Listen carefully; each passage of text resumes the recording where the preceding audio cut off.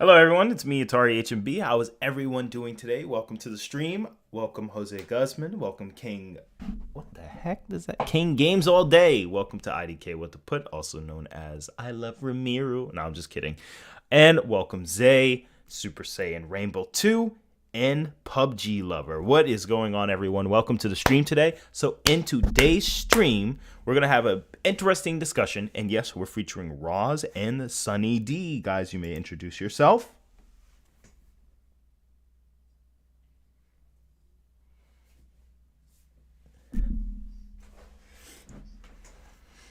And today, we're going to be having a discussion about an interesting topic. Oops, didn't want to show that picture of Goku. You didn't see that. Anyway, I want to show you this interesting topic about tiering systems. Tiering systems and discussing what they really mean and kind of getting into the nitty gritty. I feel like I want to discuss it today and answer any questions in the chat and be able to, go ahead and see how that can work out, see where we can go from there. Because tiering systems can be sometimes some of the more confusing topics that people run into. They can have a bit of trouble. You see outerversal being misused all over the place, hyperversal being misunderstood, low multiversal and dimensional tiering being misused. But there's also even subcategories that I feel if I were to make a tier list, I would do it a little bit differently as far as subcategories go. So let's go ahead and begin. So I'm going to go ahead and ask Sunny D. What's your thoughts on general dimensional tiering? Just if you could just give us a brief summary.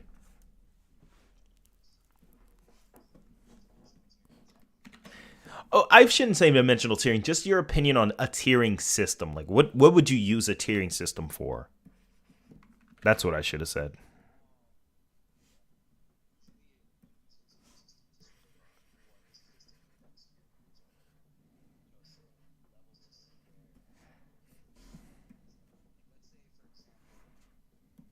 Hold up, hold on for a moment.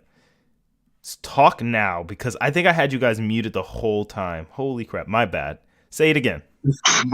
My bad. Okay. That was on me. So my opinions on a tiering system in general. Yep. Can chat hear me? Yep, they can definitely now. All right. Okay, so my opinions on a tiering system. Usually, I feel like it's useful to have some sort of basis on how to scale characters. Like for example, you can't just have Goku. Let's say for the sake of the argument, Zeno Goku is multiversal plus. At the bare minimum, and then you have I don't know, Naruto at planet level. A tiering system would be very useful because you'd clearly distinguish where these two levels are at, Right. and you kind of showcase the differences between them, which is like more than infinity, but it's useful in that regard. Just to sort of see where each character measures up to what level and whatnot. Right. Perfect. Exactly. And I like that definition because essentially when I look at tiering systems, I'm using them as like you said, as an index to kind of understand a general basis around where the character is at. One thing I would appreciate if they did more was give more approximations on like a particular versus battle site. That's why I've thought about making my own because there will be a lot of details I would account for. I would have a high end and low end interpretation. I mean, they allow it, but I would just like do things like likely higher if the high end is more in favor than the low end. Or I would say possibly lower, but generally speaking, you would go with the lower end and say more so in this area. So it really depends on how you're really orchestrating it. So, Roz, I want to get your how do you feel about tiering systems in general? Overall, not the versus battles tiering system, but just like overall what you would use it for. I'm honest. My thoughts on it or how I'd use it are it's pretty much the same as Sunny D's. Essentially just to see where characters stack up against each other in a versus battle. Kind of give more of a proper placing of where you feel like they can probably go if once you like obviously go through the lore, go through their feats, go through all the statements, all those, all the things that you needed to kind of create a definitive kind of like tier or placing for whatever character you're talking about, or stacking up against the other, comparing, all those things. So that's just kind of my take on it per se. I think Sunny D pretty much said everything that was on my mind when it comes to it, so I don't have much to add further to it. So No, that's that's awesome. pretty much what I have. No, thank you for that. And yeah, essentially overall, I just want to say welcome, Ken. How's it going? Welcome, Timothy. Welcome, guys, to the chat. What does it say overall? I agree. Tiering systems can be extremely useful, especially when you're trying to really gauge characters you've never seen before, but you know characters, but you never really watched it all. Because the thing is, it can be difficult when it comes to collecting this information.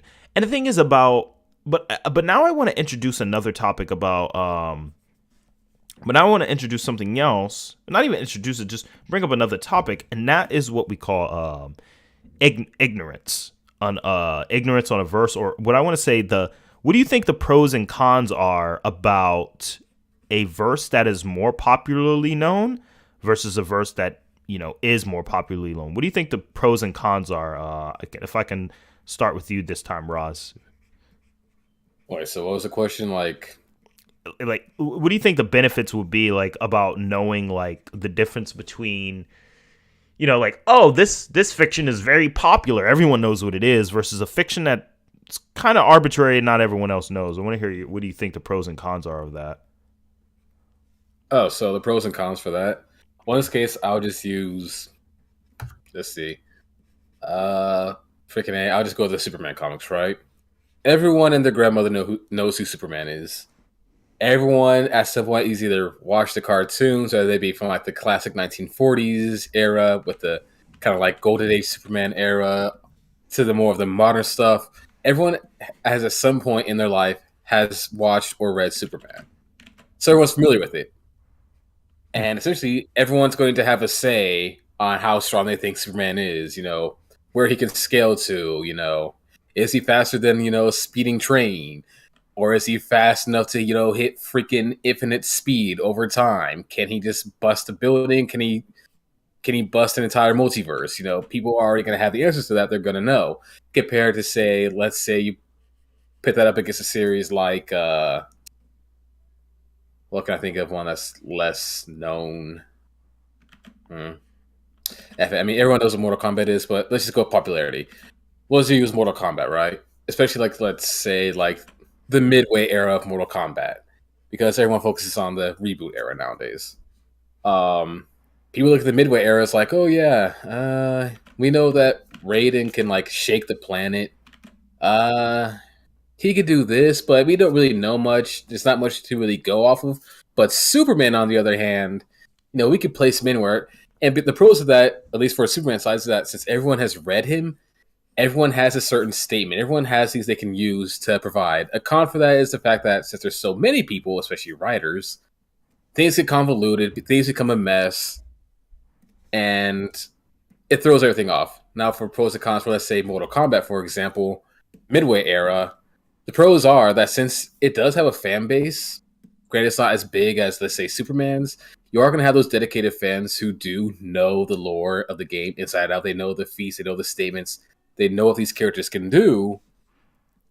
But I guess the con is that even if they were to try and like bring this up on, let's say, a versus forum, everyone's just going to ignore and be like, oh no, that's just wank. That's just, you're overhyping it. We don't care, nothing is factual, that's just lore-wise and crap like that. So it's... Right. Creates a huge rift, essentially, between the two sides. Right. And... Yeah, I think. Yeah, could lead to other debates and arguments. Yeah, I think you put that together really well, and but I think you pretty much nailed it. I agree with that. And Sunny D, I want to hear what you also think. What are your pros and cons that you think when it comes to like a fiction that's really well known versus a fiction that's not as well known? Well, to answer this, I'm gonna be using 2 examples. So for the lesser known fiction, I'm going to be using Bleach. and for a more well-known verse, it's gonna be Dragon Ball.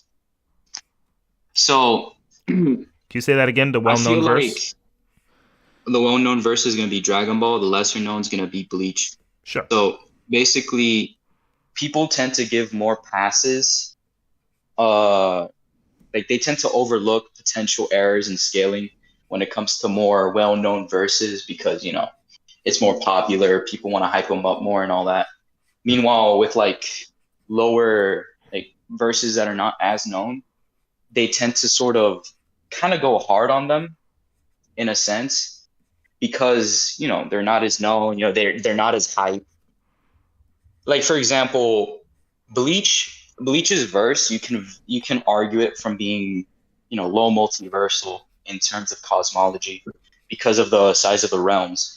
If you really look at the lore of the series, like with the light novels and the manga and the narrative implications, but a lot of people tend to overlook that and tend to discredit that just because Bleach isn't as hype as Dragon Ball or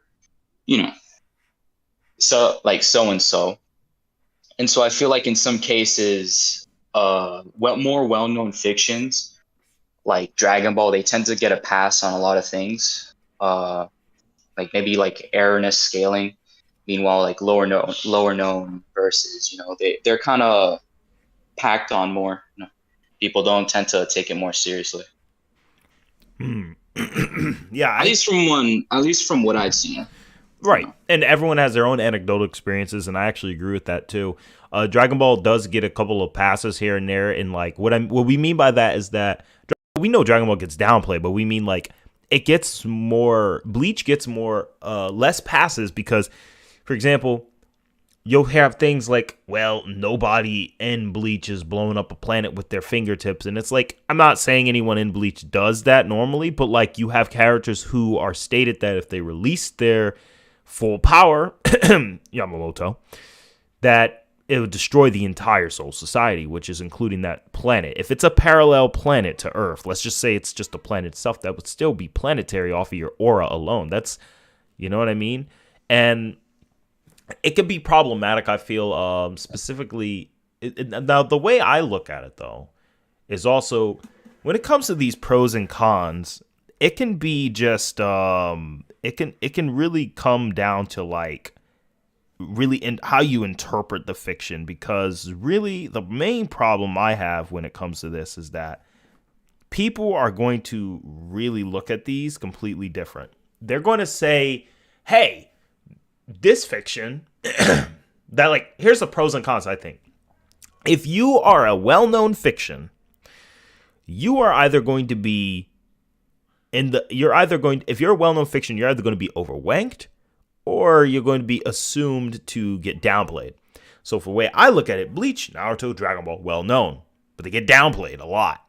Shonen specifically, especially the versus battle and comic vine communities. Now, there are a lot of people who highball them too much, but most of the time, those people are highballing them to compensate for a lot of stupid matchups, and that's partly due to the way the Google Plus systems be working, because you'll have people say, Living Tribunal versus Bleach. Okay, well, we know that's a stomp. Okay, they'll bring up someone else. Zeno the Wanderer from DC versus Bleach. It's like, why are you bringing up these cosmic beings? Like, come on now. And then it's like, oh, okay, the in-betweener. Like, all right. Now it's getting ridiculous. They'll keep bringing up these mismatches. Like, oh, Yumi Neko stomps Goku. Yumi Neko stomps Bleach. Dies Ire solos with just blinking. And you get all these light novels, which are given these opportunities to have these extremely high tiers, but most of their content doesn't even fit that category. Like we talked about before. We said Sinbad, logically speaking, realistically, Sinbad is not out-of-versal. He's not. Yumi Neko, not even out-of-versal. I mean, even with the feathering, transcending concepts, if you wanted to be a stickler, you could still even say, well, even feathering doing that's not out-of-versal. She hasn't merged with the creator, she ain't out-of-versal then. And it's like, okay, well, Daizire, well, the Taigoku transcends concepts. Okay. Spoiler alert. Xenoblade Shulk transcends the concepts of the multiverse, could recreate everything. Still only multiverse plus. We don't say he's out-of-versal, so you can't just give people these passes because of that. But not only that, that's the problem. these light novels aren't as well known to the general public, so they're given more passes because nobody feels like doing the research on these damn things. Have you seen how many damn chapters are in Yumi Neko? It's ridiculous. You'd get lost in there saying, how long is this Yumi Neko thing? It's like, well, you got like 17 hours worth of stuff. You got like, I ain't gonna watch 17 hours just to figure that out. I mean, granted, you have fans who are dedicated, but how do you know they're not misinterpreting something? Because you can have people watch something and then they can watch the whole thing and then they can misinterpret it and then trick everyone else up. So even with popular anime, there's a lot more content and it's a lot more easy to assess. It's kind of like the same thing with tiering systems in Smash Brothers. Let me just give a subcategory example for, say, you guys might know what I'm talking about. Back in Brawl, everyone had a Meta Knight. Everyone. So because there's a lot of tech about Meta Knight out there, it wasn't too hard to like look up Meta Knight and learn the advanced techniques, right? Most people say Meta Knight's godlike, he's the best in the game. I mean, he is, obviously. But I'm saying in this example, you'll have a character like, I don't know, Link. Well, this character sucks, he can't do anything. Or not even Link. Sonic.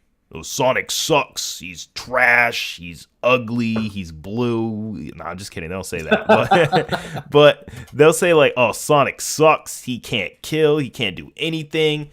And then you find out Sonic's speed is ridiculous. And you find out, oh, Sonic has spring footstool techniques. His back air is like frame 9. He has all this other stuff he can do. He ain't as good as Meta Knight, but he ain't as bad. And so because less people use Sonic, there's only like, let's say 100 people use Sonic and you got 10,000 using Meta Knight gets more players play Meta Knight, so more players discover more stuff and the meta for Meta Knight advances. I learned this technique with Meta Knight because you got 10,000 people practicing. Now, guys, let's reverse the numbers. And I don't know if Sunny D or Roz, if you guys are competitive in Brawl or not, or in Smash, but let me just ask you a general question. If the S tier character only had 100 people representing him and playing him because he's hard, and then you have 10,000 people playing the mid tier character, whose meta is going to develop more? Mid tier character, honestly, right? Because that's one that has the bigger player base. Exactly. Sunny D, are you here? No, I'm not here. Oh, okay. That's cool. Like, Sunny D, do you agree with that? Like, the more people who are usually doing something, the more development it's going to usually see, right? Yeah. And that's how I feel about versus battles and such, because evidentially it's like, okay, well, you got all this stuff for people saying like, oh, Dragon Ball this. Dragon Ball has so much stuff out there. It's so easy to power scale once you really get around. There's so many different videos and stuff. You can really look at it. And when you start to see a lot of other people are saying things similarly, you can kind of say, And Dragon Ball is simple to read. So it's not hard to really like understand it and catch up to what it's really saying.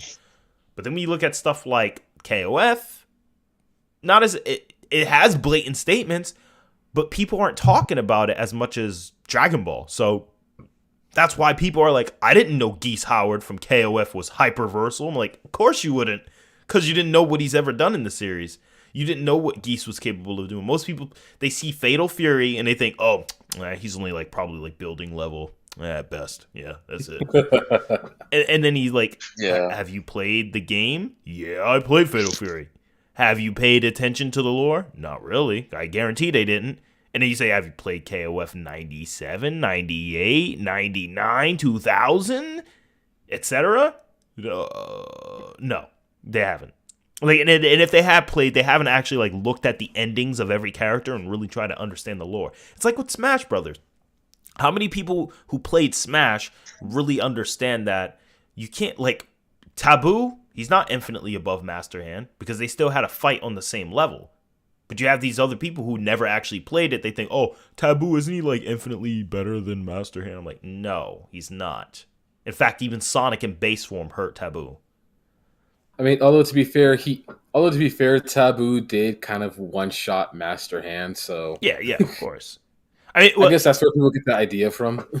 I'd say more of. I mean, if you want to be technical with the puppetry technique, it's like a 2-piece, but like it still is the same thing. You know, it's like he still washed them, but it's not an infinite times increase. Like that's huge, but like, you know, when it really comes down to it, it's really it's a lot deeper than what most people think. Most people think it's just this whole oh, this character is, you know, oh no, you're not late 10, welcome.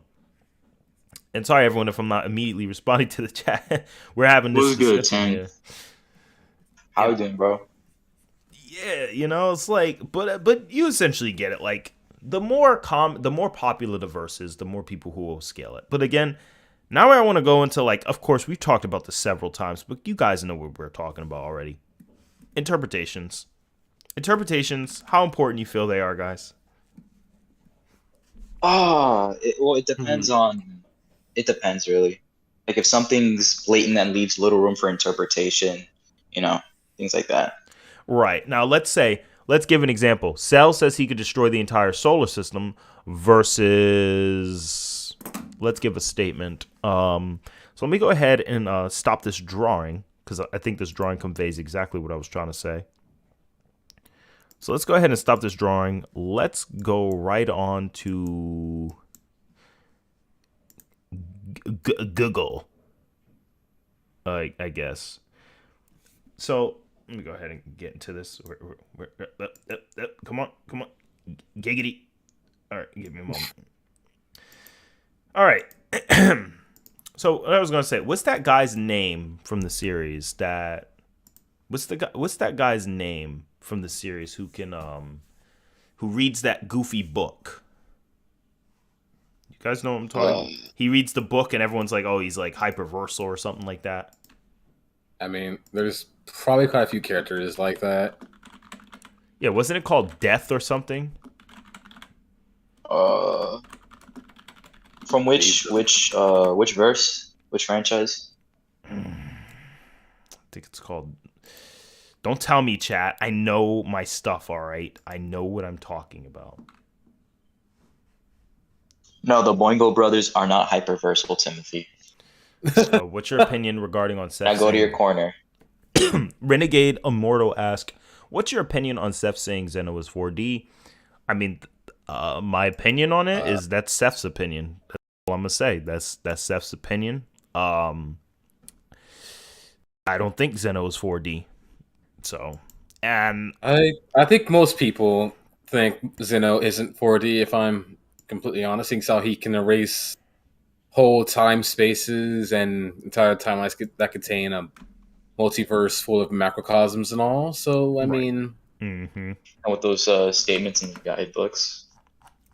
Yeah, so I feel like most people realize that Zeno is a 4D, but Seth doesn't really want to kind of like get into those kind of topics per se.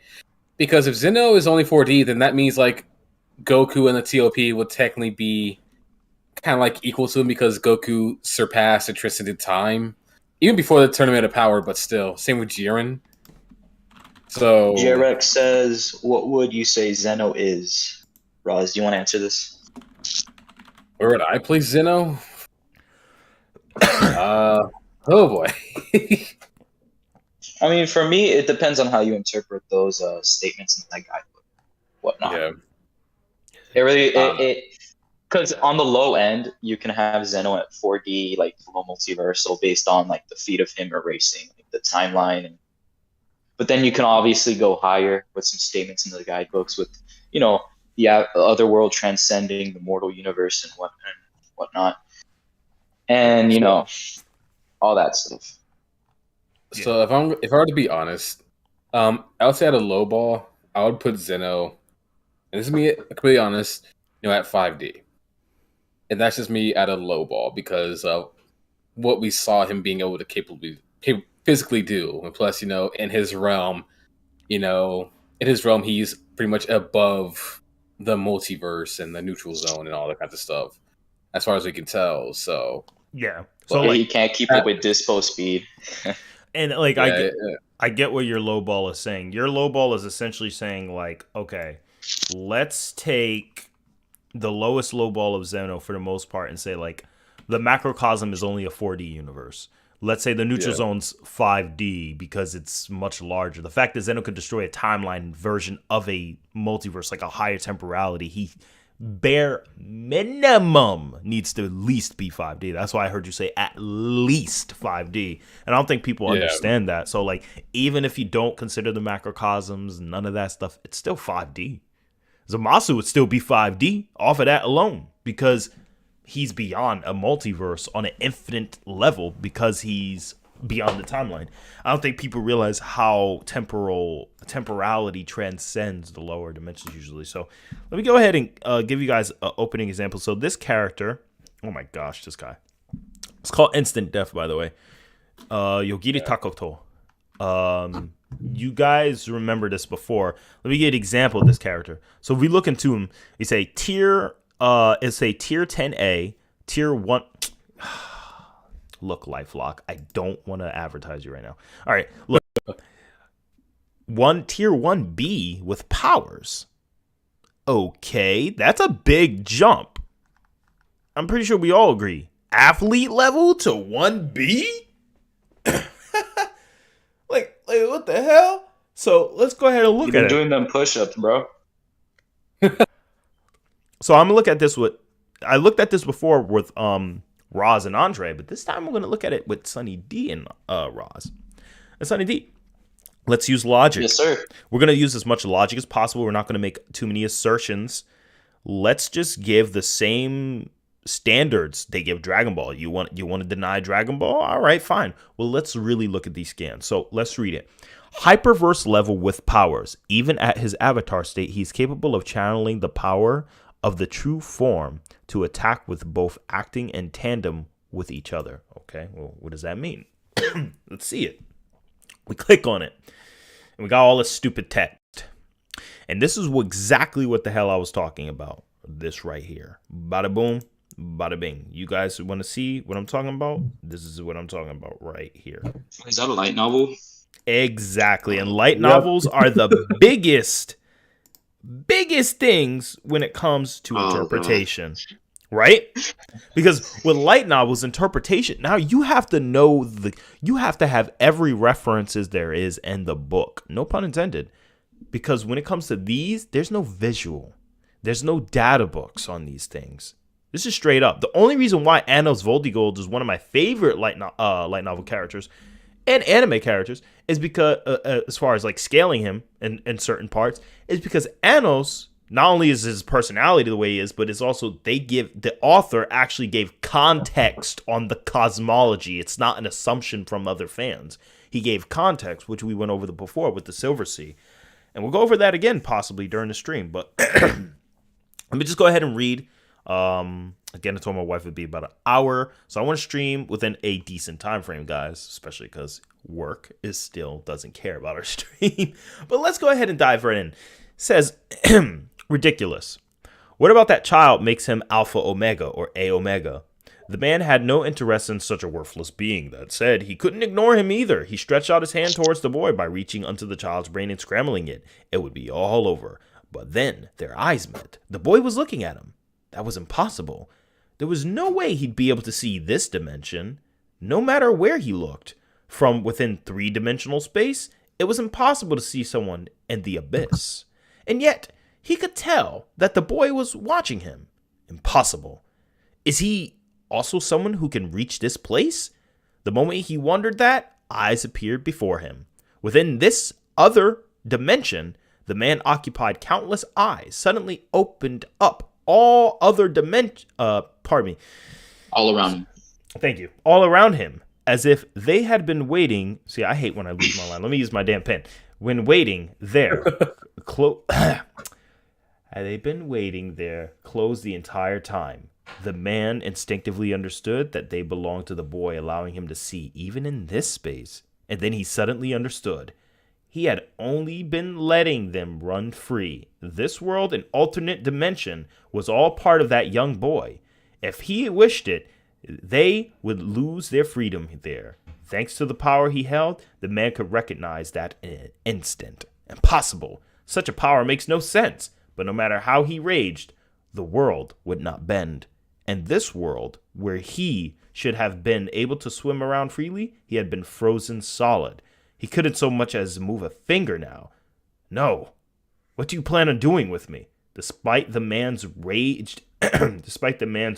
shout, the boy didn't seem interested in doing anything at all. He wasn't paying any attention to him. He was just going to leave him there. The man would be trapped, able to do nothing but watch the world pass him by as he slowly starved to death. Asuka looked around her. Again. I like how this segment, I'm not trying to be a jerk, but I like how this segment is just isolated from the rest of the text, which kind of shows that what is the agenda behind why the scans are isolated like that. But anyway, Asuka looked, and especially when they don't give the page source. But anyway, Asuka looked around her again. With an enemy that could appear at any time without warning, no amount of vigilance would help her defend themselves, but she didn't feel right away waiting dumbly for him to attack. What's wrong? Yogiri asked, looking at her with a puzzled expression. After a brief hesitation, she decided to tell him what was going on.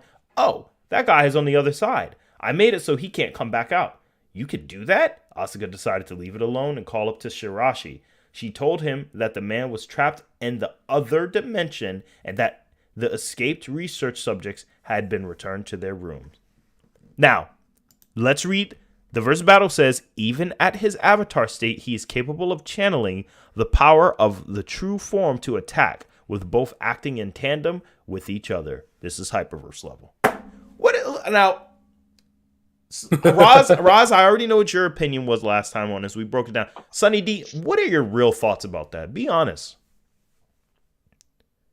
It's like the wording on alternate dimensions and all that. It's really iffy, to be honest with you. It doesn't really provide, in my opinion, from what I've heard, it doesn't provide that much context of being hyperverse. Though I don't know this light novel, I haven't read it, so I wouldn't know. Exactly. But it doesn't seem hyperversal to me, Right. Exactly. And I just want to say, Timothy Maluma said something really interesting. And sorry if I haven't been responding as much to the chat. What's up, Renegade Immortal? Timothy brought up something really important. He said, isn't that like 4D, 5D? Zay is like, yo, that sounds like 4D. And in the Shadow Nightmare, yo, this is 4D to 5D. And everyone else, this sounds like 4D to me. Because again, I just want to like go over exactly what it said. It said from within the three-dimensional space, it was impossible to see someone in the abyss. So let's assume the abyss is outside of space-time, because that's what it generally is assumed to be. Usually nothingness is associated with that, right? Yet you could tell that the boy was watching him. Impossible. How can he reach this place? All right, so he's wondering, how did he get to this level of dimensionality? All right, within this other dimension, the man applied countless eyes. Okay. What the hell, like, allowing him to see even in this space? Okay, this world, this alternate dimension, singular. So the term here, even in the Japanese, would have just been, I believe it'd be something jigen, but I forgot the exact word for it. But like, so we're alternate dimension. Even then, when you say alternate dimension, what does that tell you? That doesn't tell you anything. Alternate dimension could just be another 3D space or the in-between 3D spaces. It could literally just be like a parallel. It could literally be like a parallel universe or whatever. Not like a transcending higher dimension, Exactly. So, and that's the thing. The way I look at it is the higher the tier, the more concrete the evidence has to be. There has to be a plethora of evidence, and there usually has to be 2 to 3 witnesses. Like I like to go over things in like a biblical sense. 2 to 3 witnesses, everything will be established. Obviously, they had 2 statements on dimensionality, but like it's very arbitrary. Yo, Renegade, thank you so much. I appreciate it. Sorry, my voice went too high pitch. Meng Hao. Yes, I can check out Meng Hao, Renegade Immortal immediately. Just give me one moment. I don't know what to put. Sounds like 4D. Yeah, it kind of sounds like 4D. Yeah. It's not even. Shadow sound like universal. Yeah, Shadow Nightmare said it's not even 5D. Exactly. So we're gonna check out Meng Hao right after him. Let me put that on the list. Now before that, where's Meng Hao from? I'm not even sure. I'll let him type it in. Look up. But Renegade Immortal, where's Meng Hao from? So while we're on that, let me just read the last part, because that was only one scan. Hyperversal level represents the end of all existence, non-existence, and phenomena standing beyond. Okay, so let's click on that. All right. She's had to escape. Okay, it says she had to escape. She had to. That was the only thought running through her mind, but no matter how much she wanted to, her body wouldn't move. Like, this kind of sounds like the guy who was frozen, right? Now that she had witnessed it herself, her mind couldn't focus on anything else. Fear of that one thing dominating her thoughts. It was a dead end, the inevitable destination of all fates. Okay, of all fates, beyond which there was nothing, the end of all things in human form, an embodiment of non-existence that would overcome all others, something that no one could ever hope to surpass. Before this thing, what the hell does that say? The machinations? The machinations? Machinations, I think. Yeah, something Machinations. Machinations. like machinations of faith. Let's look at. Hold up, I gotta look at that definition. Machinations. All right, a plot. The inner machinations of my mind are an enigma. Is it an enigma? Yep, the plot of basically the plot or the assets of fate were nothing more than a crude joke. And it says here that is a dead end. That is the final destination of all fate. There's nothing beyond. With his bland Saitama stare, that person is the only thing standing in the end because he is the end of everything in the form of a person. I need to escape. I must escape. Okay, this is basically like the manga iteration of it. Is there anything else different? Nope. It's just re-explaining it. So, guys, does this sound like a hyperversal being? Nope. Hell. Well, what exactly is he doing? I'm gonna be honest with you, I zoned out. Like, what was he doing? Exactly, because it's boring. Boring. Also, sorry. I bro, like once you started link. saying machinations, bro, like my brain just disconnected. Sorry, I shared the Meng Hao link in the chat, so I'm gonna scroll through real quick. All right, before it gets lost. Which chat? Versus the live chat. Oh, the live chat. Thanks, bro. Yeah. Yep. Meng Hao. All right, we're gonna look right at Meng Hao right after this. I'm gonna look at a Meng Hao right after this, and then before that, let me just finish up this one. All right, so that, in my opinion, that doesn't tell me anything. Him being the end of all existence, okay. That could be universal, but that's beyond everyone else's fate. Fate within everyone in that universe. Existence? Exactly, and being able to non-exist. How big is existence in this? That's what I'm trying to figure out. Like, where? Now, let's see this. The conceptual. The next thing it says conceptual. So look how they try to isolate the text, bro. Foundation eater, blah, blah, blah, to talk things, explanational, celestial, and simple. Foundation is a vessel from the top of the world, which would be to consider the world in itself. On the top of foundations are placed numerous things making up that world. That is where the intelligent life forms. This is, of course, on a conceptual level. Oh, highlight conceptual. Because concept means an idea. Okay. So, for example, in the world Yogiri and Tomachika originally came from, one could say the space was laid on top of that foundation. And the world they were currently in, the land and the sea are laid on top of the foundation instead. In short, the celestial fountain is what an observer will refer to as the base of the world. Okay, so I would assert universe or planet, depending on the context, because we're not given location or anything. And it goes beyond the conceptual hierarchy of heavenly records. That's the next scan. There were many stone buildings, blah, blah, blah, blah, blah. Of course, it was hard to determine what to count as normal in this world. The world was organized in short, abstract, hierarchical structure, and this one existed in the lowest level. As such, there were many examples of people and objects from higher worlds having made their way down here, so the native technologies and cultures were somewhat difficult to identify. Well, that doesn't tell us anything, because hierarchy could literally refer to, like, a nobleship, like, for example, an earl back in the old Britain. An earl or a shireman would be a higher rank than other noblemen in those classes. And who would be higher than an earl is a duke. and higher than a duke is like I forgot what they were called. But there were different hierarchies there. And here it's saying different cultures in that context. So like, how would 5D objects exist in a 3D world through technology? Can you guys explain that to me, Roz and Sunny D? How 5D objects would exist in... Okay. Doesn't make sense, does it? Yeah, like this sounds like a bunch of flowery writing, and I'm not trying to knock the series. It sounds like flowery writing, and it seems like they're trying to take these scans and isolate them specifically to kind of give this one context. I'm not about to read all of this again, but I can just tell you this. Tochiro escaped to another parallel universe, but that one was already filled with light unleashed by UEG. He continued to move to one parallel universe, another during the attack, but UGC would always arrive there before him, no matter which parallel he chose to go to. In the end, he had no choice but to endure the attacks. Even though I went easy on him, I'm surprised he didn't die. Enough. It's my turn this time. Blah, blah, blah. He teleported to a universe with completely different laws of physics. And then he wiped out the universe he was just earlier in. Okay. As well as all the parallel worlds that derive from it. So all the parallel worlds that derive from it. So that means there are parallel worlds connected to this universe that had different laws of physics. And all the parallel worlds that belong to it. How many parallel worlds is that? Sunny D and Roz, do you know? Let's see. I'll let Roz take this. You can have this one, man. I don't think they gave a number. They didn't. Exactly. We can I'm gonna guess maybe 2 parallel worlds, maybe 3. Yeah, different laws of physics. Yeah. Like, okay, how many is that?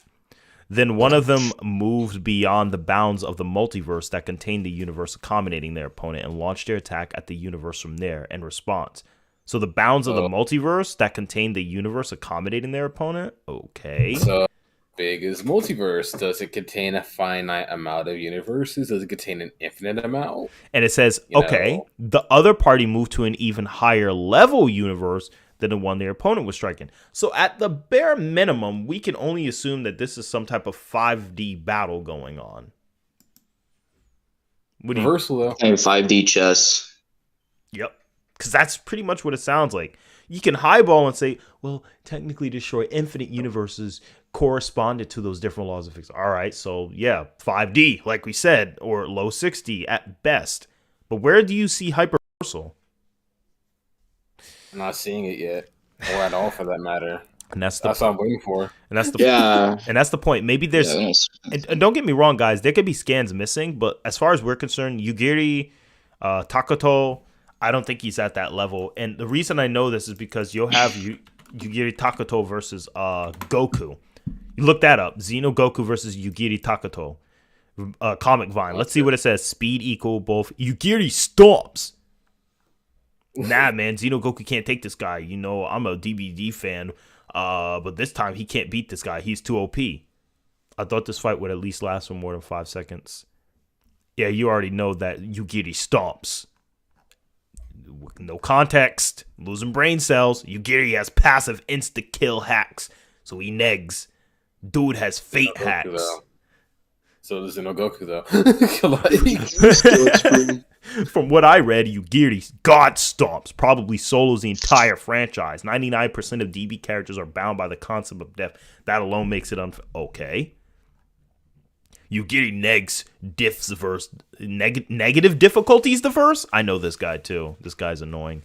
Anyway, Yogiri negative difficulties again. He one-shot a conceptual multiversal higher dimensional being. As far as I'm concerned, he was struggling. But okay. I mean, for what I read in the scan, he was struggling. So I wouldn't say he's casually on that level. So they're like, oh, he negs, although the best we've seen so far is the fact that apparently they can go outside of the multiverse and attack a universe from there, even though we don't know how big the multiverse is.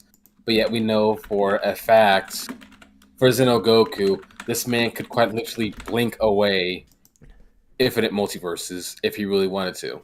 He could just blink it away. He could interact with us and kill us if he wanted to.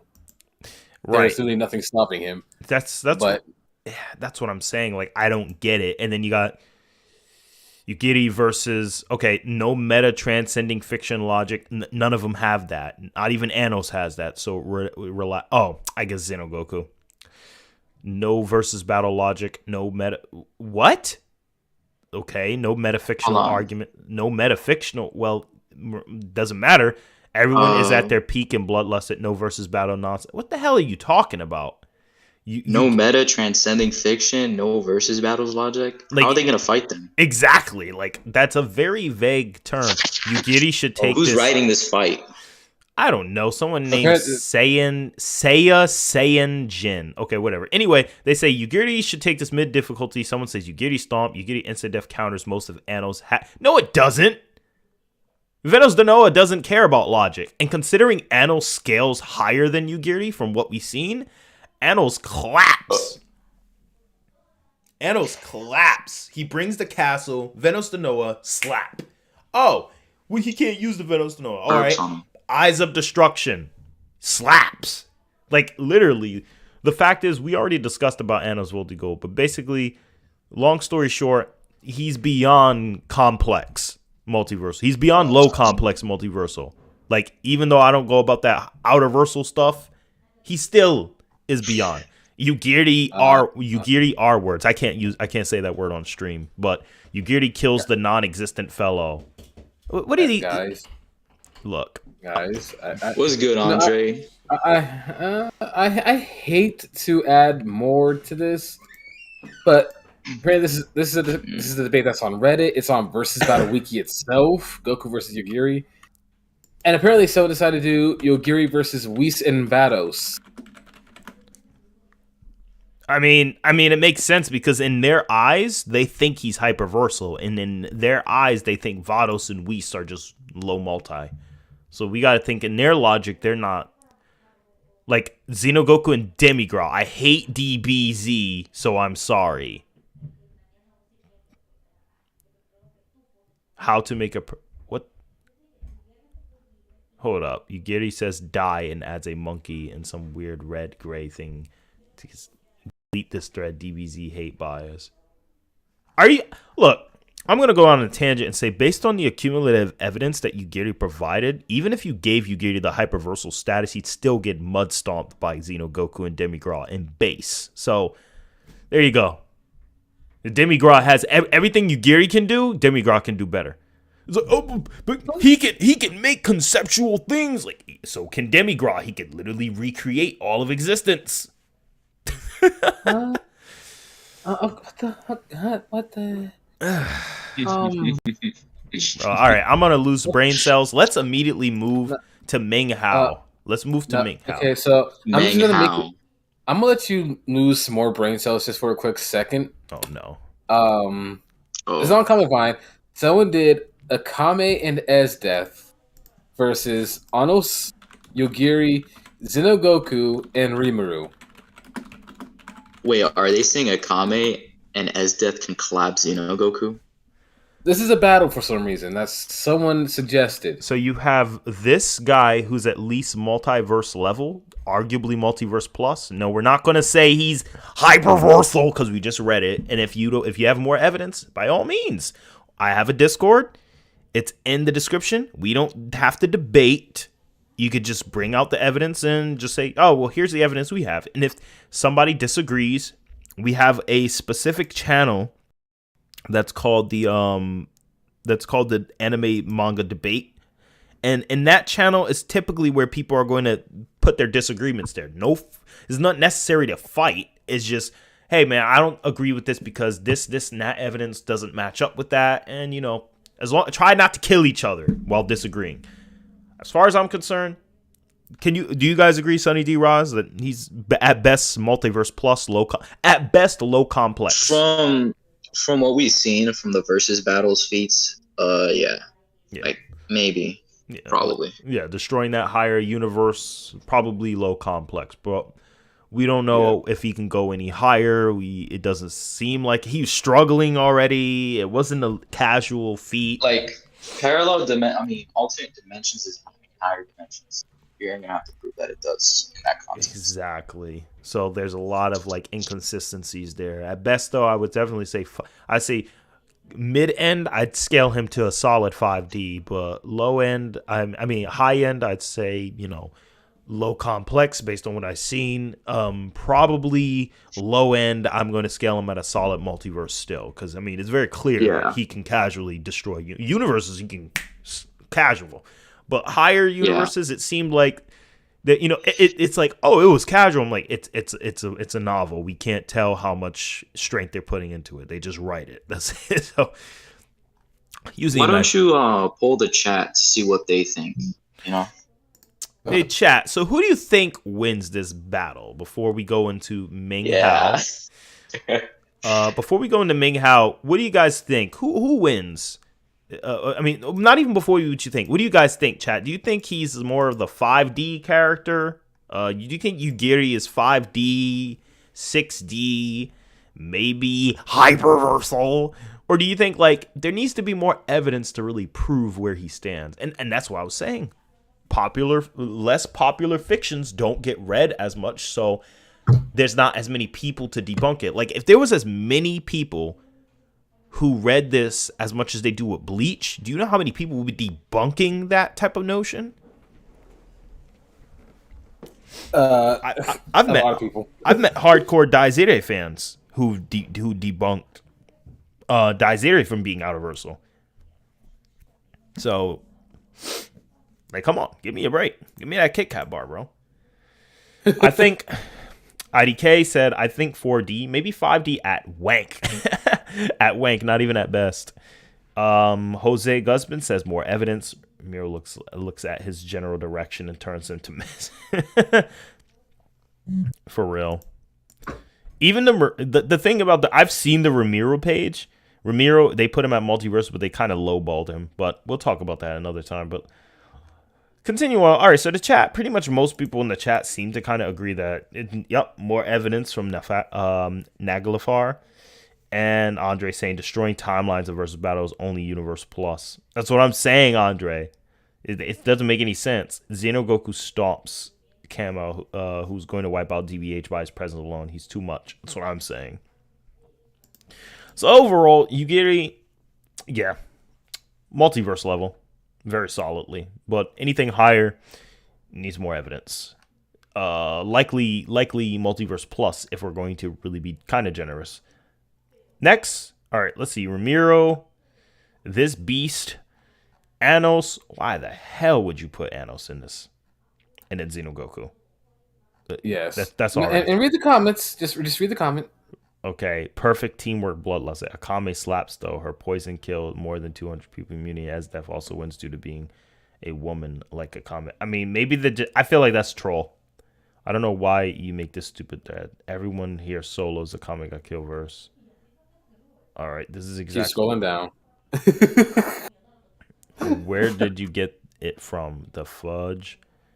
These threads still exist. Wait, this isn't locked? Esdef is the trump card of the first team. She can defeat Olive on team 2 if she jumps in and casts ultimate or by taking them out one by one, as long as Akame can keep them busy. But okay.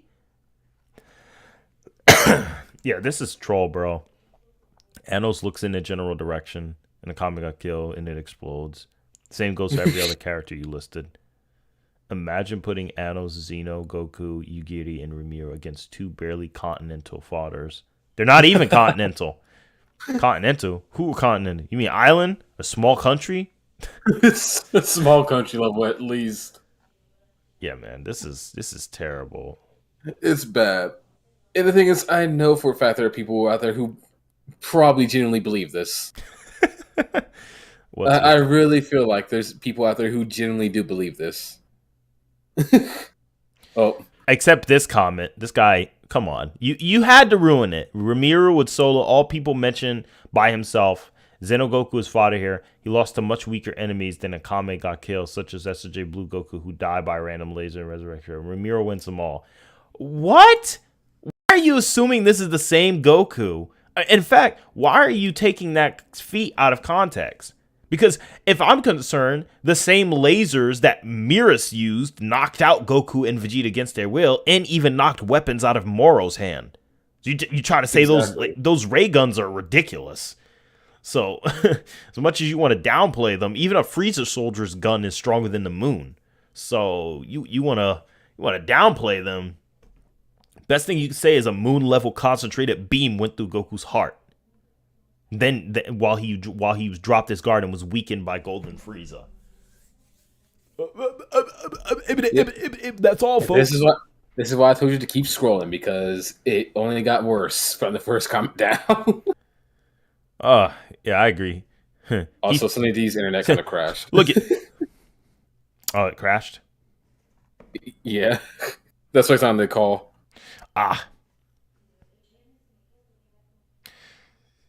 Oh no. Anyway, let's go ahead and go to Meng Hao, because now this is actually like. Nah, hold on. I'm gonna move him to here.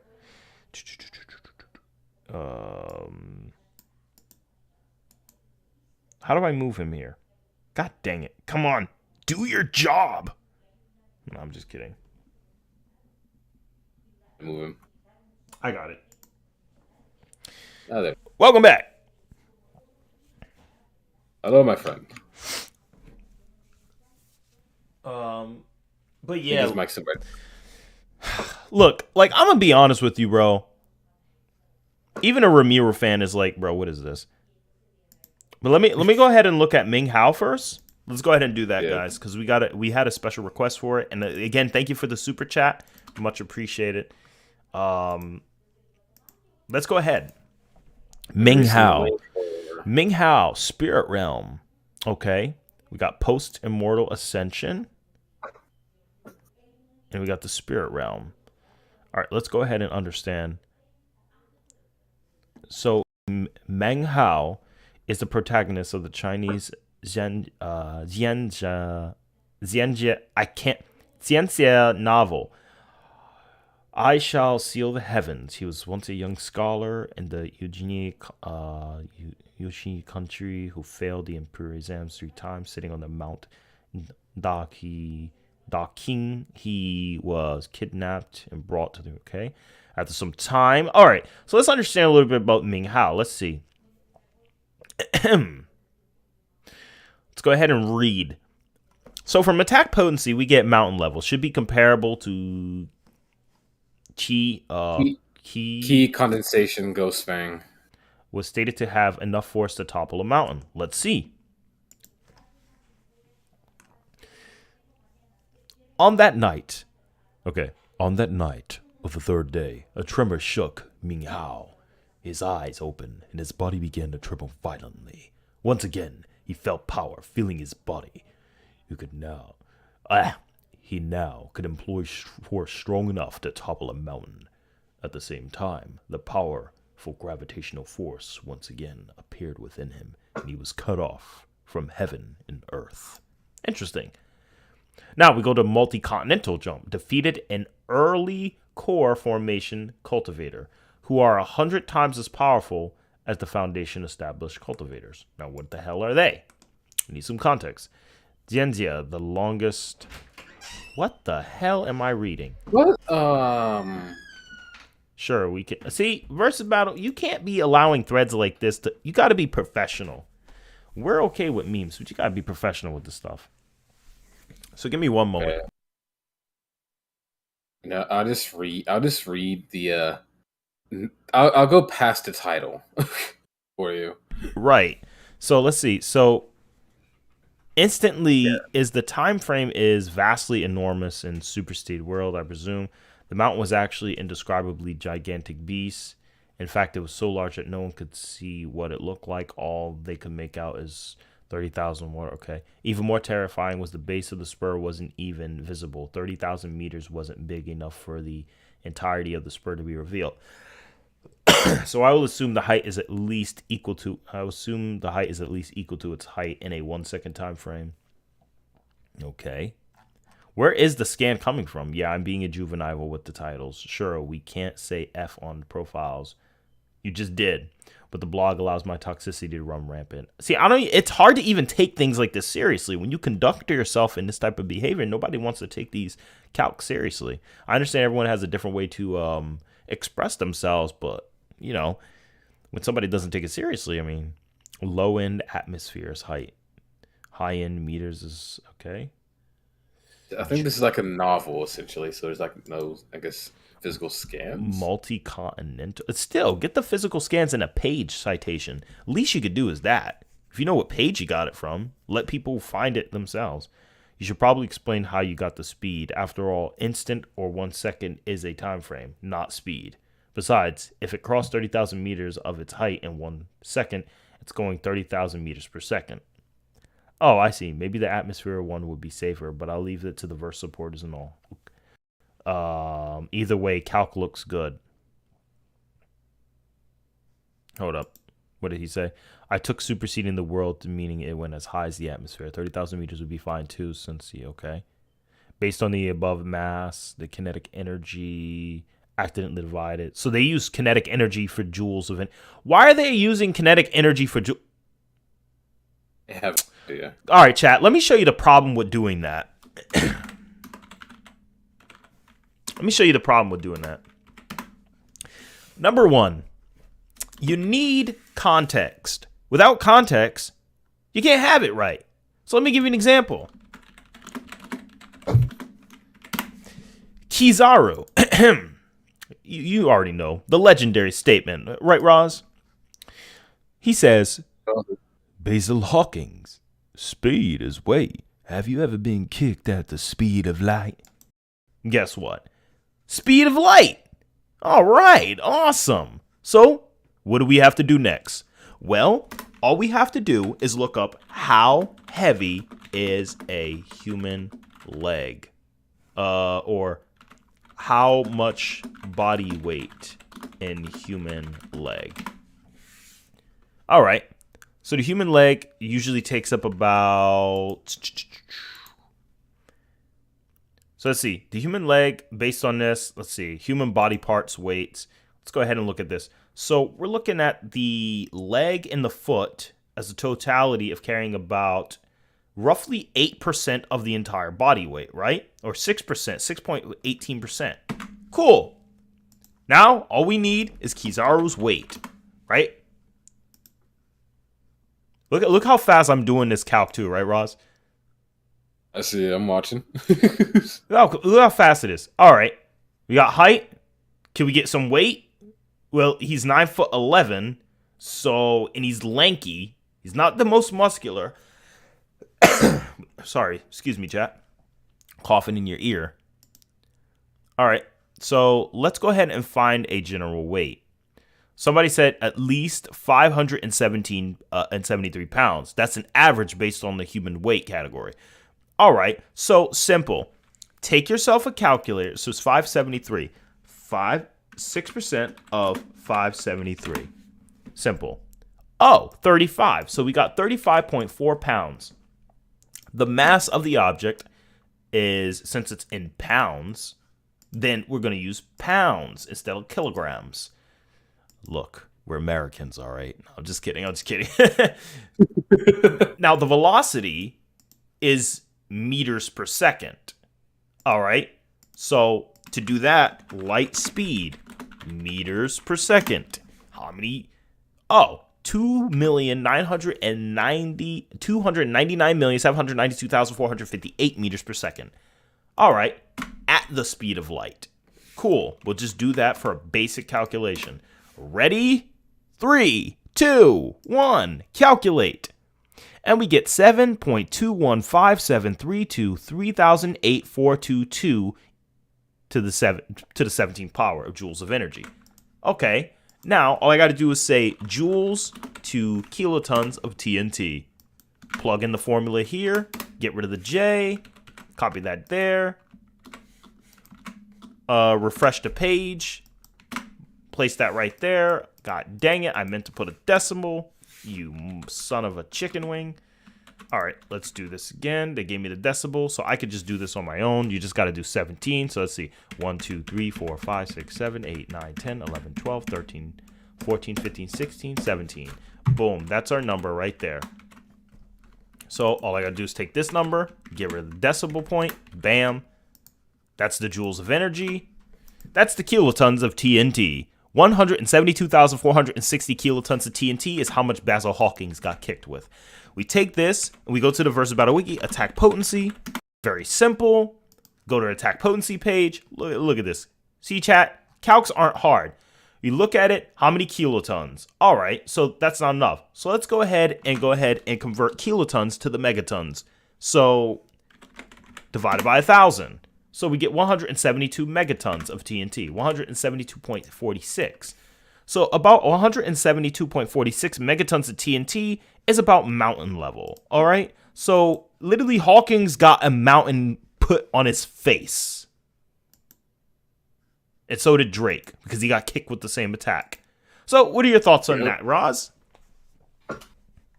It stacks up.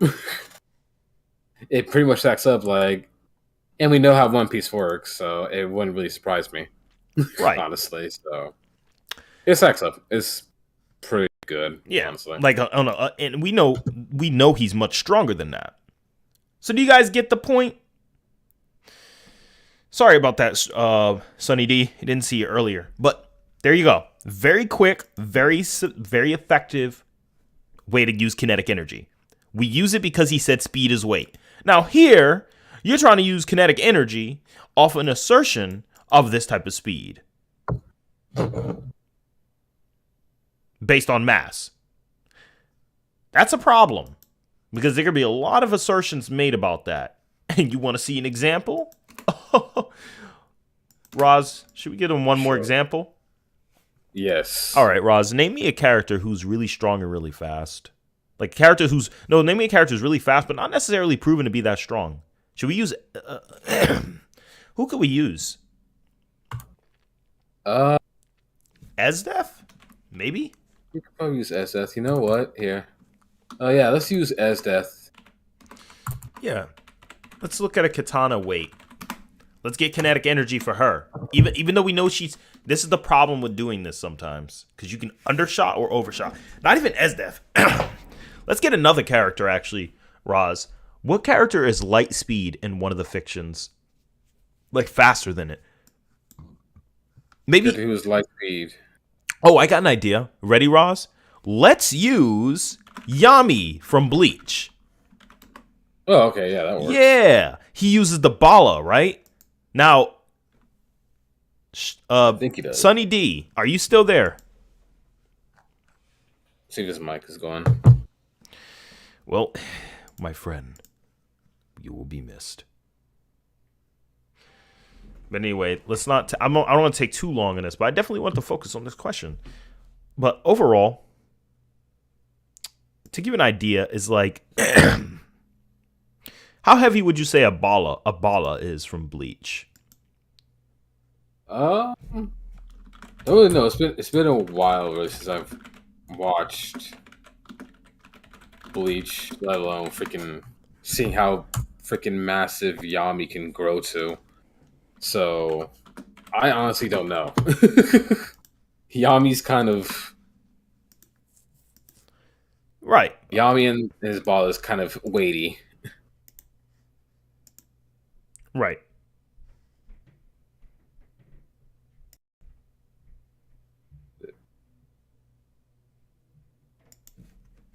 Yeah, I don't know. Like, I think his base weight is like 688 pounds or something like that. So, give me one moment, chat. I'm gonna have to get help Stride transcend.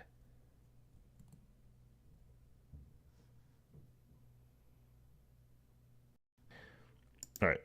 I think his mic's just acting up, honestly. Nah, it's something like when I drag him to the chat. So let me go ahead and give him something. Let me give him this role. And then let me grant that ability to this right here. And click on here. Let's go ahead and allow those at this transcendency. Yeah. All right, you're now a prophet. So try to do it. You can leave and try to come back. You should be able to leave and come back.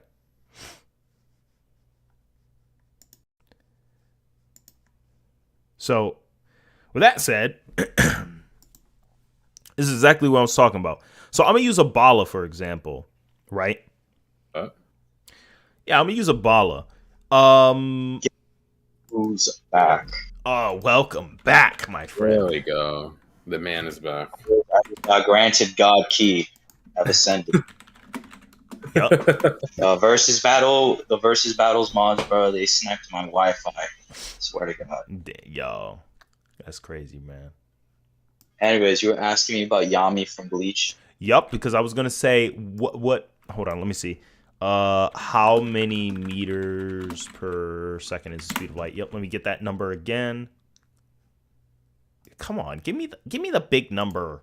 Yeah, there we go. I'm gonna use low end calcs. Yami. Now, how fast would you say how heavy would you say a Bala is? A Bala? Yeah, like on a general notion, how heavy would you say it probably is? Like I'm not sure, honestly. I don't think they ever specify any weight given to a Bala or a Zero. That's fine. So can I ask this? Can Yami punch as fast as a Bala? Like can he move his fist as fast? Maybe in his release states, he could probably like punch as fast as his base form Balas. Right. He might be able to, I think. So let's use Grimmjow instead. So how fast would Grimmjow? Do you think Grimmjow? I'm confident Grimmjow can do it. Pretty sure he could punch as fast as a Bala. Yeah. Because he definitely can. Most likely, yeah. He could probably punch like faster than like lower spot as Balas, honestly. Right. So let's go ahead and take Grimmjow. Let's go ahead and take his weight. I'm gonna do it again. I'm gonna show you guys the problem with doing this though. Let's say he's 176 pounds. So how much percent was it for body weight? Like 6.42. So 6.42% of 172. I mean 176. Sorry. So he's like 11.29 pounds. All right, so we got 11.29 pounds. But the thing is that with this big number for the Hold on. Zay, I mean like base form Yami. I don't mean like Yami using his resurrection. Yeah, no. Definitely not. Like Yami released for like one shot Grimmjow. Right. So let's say the Bala moves Zero. We can all agree that Zero is light speed. It literally is light, right? Yeah, it's really says light. Yeah. So, but the data book even confirms this. Yeah, and Bala is 20 times faster than that, right? But yes, sir. Considering Grimmjow's, I'm pretty sure Grimmjow base form is faster than Yami unreleased Zero Bala. Considering how trash Yami was considered, literally to Shikai Ichigo almost. Was it Shikai or Bankai? Bankai with the holification. Yeah, he like clapped him without training too. Exactly. He literally like blitzed him. Right. So if that's the case, let's go ahead and say Grimmjow's base is that fast, and let's say release Grimmjow's 10 times greater because that's kind of similar to the holification. That's a safe bet, right? 5 to 10 times stronger, right? So. Yeah. So 10 times 20 is 100. 200. So I'm gonna say 200 times the speed of light, bare minimum. If I take this formula and plug it in here to the velocity, do you have any idea how many joules? Look at that. That's stupid. It's absolutely stupid. Dang. 20 to the... All right. So I'm going to go ahead. Yeah. You see the number? Yeah, I see that. All right. So I'm going to go ahead. Yeah, let me go ahead and do that. So let's see. We got 21. So let's see. 1, 2, 3, 4, 5, 6, 7, 8, 9, 10. 1, 2, 3, 4, 5, 6, 7, 8, 9, 10, and 1. So there we go. We're going to take that. We're going to go to joules 2 kilotons of TNT. We're going to go ahead and do that. That's how many... God dang! Dude, we're over 2.2 billion kilotons of TNT. Holy moly. So we're going to go ahead to... Can I not have Pampers ads? Thank you. That's why you use an ad blocker. That's what I was thinking, bro. I need to get one definitely next stream. So let's go ahead and do the division. So 2.2 billion kilotons of TNT divided by 1,000, we get 2,200,000 megatons of TNT. Naglfar. Yes, it was regular Bankai Ichigo who blitzed Yami and cut off his arm. Yep. And another fun fact, Grimmjow and Base beat the brakes off that same Bankai Ichigo. Yep. Pre-training, by the way. So before he trained with the visors. So technically, I can even amp this up by 10-fold again, but I'm not going to. So that right there, we have 2,200 gigatons of TNT. And then we multiply. So basically, guys, the bare number I got is 2.200084737, aka this number I'm gonna show you right here. Well, let's go ahead here. This is the number I got. I know that doesn't say much, but like that's the number I got. That's how many teratons of TNT, which at bare minimum means that every goddamn punch that released Grimmjow releases is small country level. Every single punch he throws at you. So he's hitting Ichigo like bah, bah, bah, bah, bah, bah, bah, bah, bah. Every single one of them is like small country level. Now, honestly, do you guys think that every time he punches, a country is gonna blow up? Like he'll blow up Japan just by punching? No. Honestly, with Grimmjow, you never know. Grimmjow's kind of a loose cannon. I mean, within the Bleach verse, it makes sense. But like, if we keep using this formula and then we kind of calc stack speed on top of this, it can kind of run into a bit of problems. You know what I mean? It can kind of. You're gonna say his destructive capacity with the punches isn't country level, but his AP is. Right. Yeah. And like the problem is when you do stuff, but there is a flaw to this evidentially. Like if you continue to keep using straight multipliers like this, like if we use the fact that Holification Ichigo like way after that in the what arc was it again after Aizen the Fullbringer? I think it is, right? If we like use multipliers off the Fullbringer arc and we keep multiplying speed over and over and over and over and over and over and over and say he's like a million times the speed of light, we're gonna get some problems. Okay? Yeah. Like chat, put a fire in the chat if you want me to show you how stupidly strong Goku's punches would be if we use the same formula and why it's flawed. But meanwhile, I'm going to be reading the rest of Meng Hao. But overall, I'm not 100% in agreement with that scan, but that's fine. Let's continue on. He jumps from there. At least moon level can easily kill soul cultivators who are strong as Peak Core Wen Lang, large planet, and Agar, who is summoning on the level of Patriarch Huyon and Blood Mistiff. Solar system with immortal sword. It can slay peak Dao seeking demigods. Okay, what can they do? Let's see here. At that point, the giant stupid ads. At that point, the giant Ghost King expressions turned unprecedented seriously. Lifting his right foot, he stamped and caused a powerful boom to echo. At the same time, he began to grow larger. In the shortest moments, he went from the size of an ordinary person to 30 meters tall, then 300, then 3,000. In the end, he reached a height of 15,000 meters. In addition, becoming an enormous giant, he vortexed and sprang out, stuck in energy in heaven and the earth. Beyond that, his skin turned green. The Hulk? No, I'm playing. Oh. He grew enormous tusk to occur. The explosive energy surrounded him, heaven and earth to shake. Lightning bolts danced the surface and the shocking. Okay. Okay. I'm reading. Acted as a limit of the world in which he read. Unleashed the full powers of cultivation. It contained the terrifying power that was capable of destroying all heaven and earth, and anyone who saw it would be shaken down to their very soul. Okay, there we go. Even so more than the possibility of his trump card destroying the world, ignoring any effects an attack might have on the world around him. Apparently, if he didn't wipe out his Czar, the consequence would be too severe. So the heaven. Only one problem. What's the context of how big heaven is? But let's see. The current size of heaven is based on too many assumptions.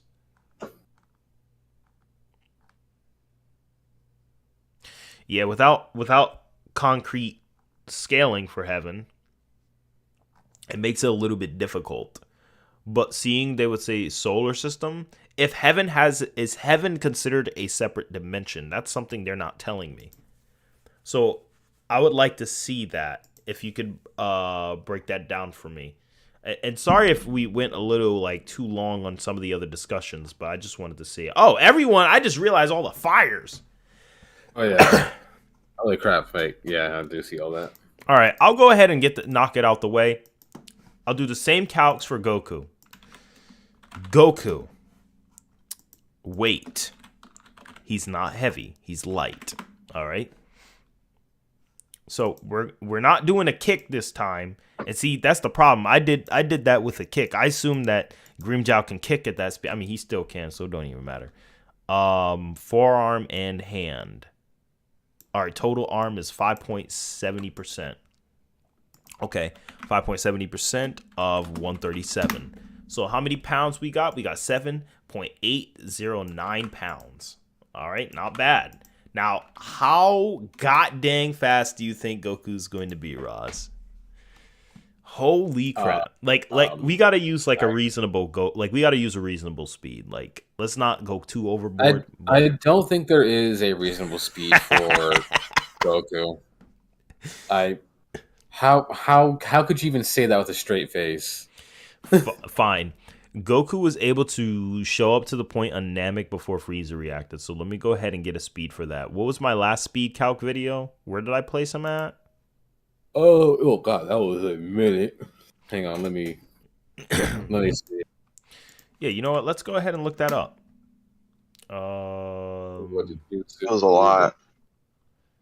Yeah, because I said because remember that person tried to downplay and said, "Oh, he was only 500 meters away." I'm like, okay, even if he was, he still showed up before Frieza struck. And if Frieza can strike in a microsecond, then GG's. Was it the Namek Saga as the Gatekeeper video, or was it Goku traveling across Namek? I did that video. Let's go ahead and look at that video real quick. You guys can hear the commercial, I'm pretty sure. Yeah, so Goku 60% faster than light, if we went by that. And then we go here. Frieza can attack within 1/1,000,000th of a second. Now that makes sense, right? It's a cosmic beings because Frieza already can attack as fast as the light attacks he showed. And then I went over into how he can attack at 0.0000. God dang, that's a big number. Hold on, let me show the stream that. The chat. Y'all gotta see this. I didn't even realize the number was that god dang big. The thing is, I remember that's a big number. That's fast. That's a fast punch. Piccolo blew up the moon, yet couldn't react to Frieza's attack. It's likely they can fight beyond light speed, and Goku's feat realistically is MFTL plus, but I wanted to go this low ball calc to prove the premise. Yeah, because Frieza throws the flash, and then we go over this, and we say extremely far faster. So let me know what you guys think. Yep, it travels about 1 foot away from the pulled position from a punch, and then we calculated this.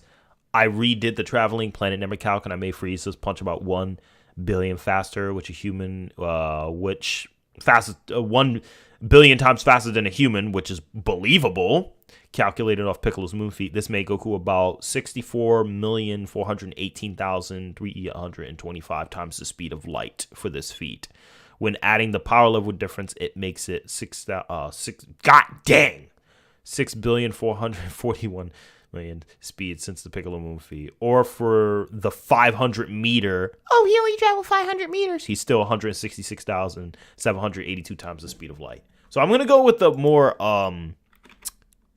yeah, there is no reasonable for Goku. But I'm going to go with this. I'm going to multiply that. I'll add the Kaioken multipliers on top of that. Right. Let me see here. So we're just... Oh, yeah, I added the Kaioken multipliers. Now I remember. God dang it. Whatever. Who cares? It's ATARi. No, I'm just kidding. All right, so I'm gonna multiply these numbers. And yeah, that number doesn't make any goddamn sense. That's how many meters per second. So let's see. 1, 2, 3, 4, 5, 6, 7, 8, 9, 10, 11, 12, 13, 14, 15, 16. Okay. There we go. Now, whatever this number is, which I'm assuming it's million, billion, trillion, quadrillion, 19 quadrillion meters per second. We're going to go ahead and calculate that and see what Goku's average punch level is. It's the average punch. Okay. And that's his travel speed. That's his travel speed, too. Not even his fighting speed. So let's go ahead and calculate it. Oh, no. So we got 6.605, 28, 30, 11, 11. I mean, pardon me, 11, 3801 to the 32nd power of joules of energy. Holy crap. So let's go ahead and add it up. I'm going to go ahead and count to 32. 1, 2, 3, 4, 5, 6, 7, 8, 9, 10, 11, 12, 13, 14, 15, 16, 17, 18, 19, 20, 21, 22, 23, 24, 25, 26, 27, 28, 29, 30, 31, 32.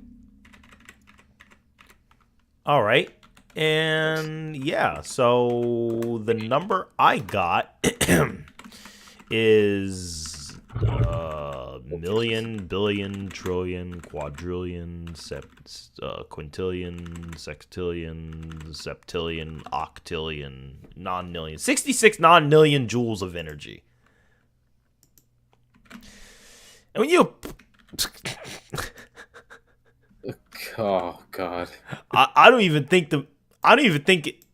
Oh, no. The kilo... Oh my god. I'm sorry. The kilotons can't do it, so I gotta do joules to megatons.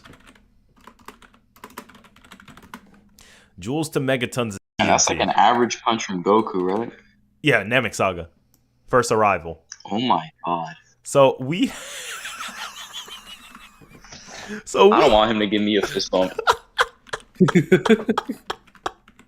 1, 3, 6, 9. Okay, so that's a million, a billion, a trillion. So 157 quadrillion megatons of TNT.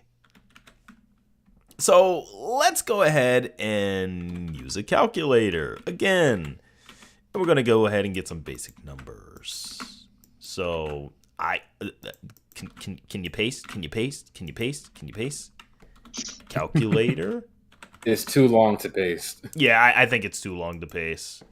So we might have to get the super calculator, which is something that Andre gave me a while back. And this one, let's go ahead and do it. So if we take this number and we divide it by 1,000, we're going to get gigatons of TNT, which is stupid because we're still 157 trillion gigatons of TNT. Next, we're going to divide 1,000 again, chat. And now we're at 157 billion teratons of TNT. Then we're going to divide by 1,000 again. And we're now at, and I quote, 157,870,052. What's the next one? See, like, even I'm just like, what the hell? Petatons of TNT. And then we're going to go ahead and divide by 1,000 again. And then we're going to get, holy crap, 157,870 exatons of TNT. Then we're going to divide that by 1,000 and get 157 zetatons of TNT. And off of that notion alone, Goku is literally punching with the strength of a planet every time. Oh God. Kaioken I thought time. Saitama was the One Punch Man.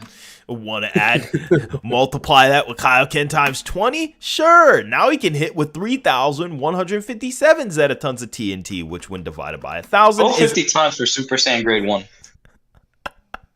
which when you divide that, it becomes 3.1574010. I'm not even going to read all of that. It just becomes 3.1 Yoda tons of TNT. So now he got large planetary punches.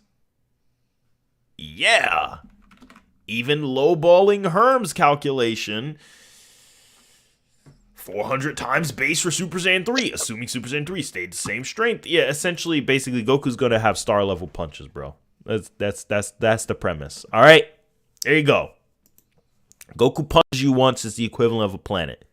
And honestly, as much as that sounds awesome, I don't really think, I mean, well, it's kind of accurate with Dragon Ball, but like, you guys get the problem. If I use the bigger numbers, Goku would be solar system level with punches during Namek Saga. That don't make sense. I don't care how much Dragon Ball doesn't make sense. That don't make sense. So there you go. Imagine Goku as Super Saiyan giving you a fist bump. No, thank you. Exactly. That's. I mean, it makes. I couldn't believe Goku is that powerful. But I mean, because Frieza Apollo over 10,000 is planetary, so that kind of makes sense.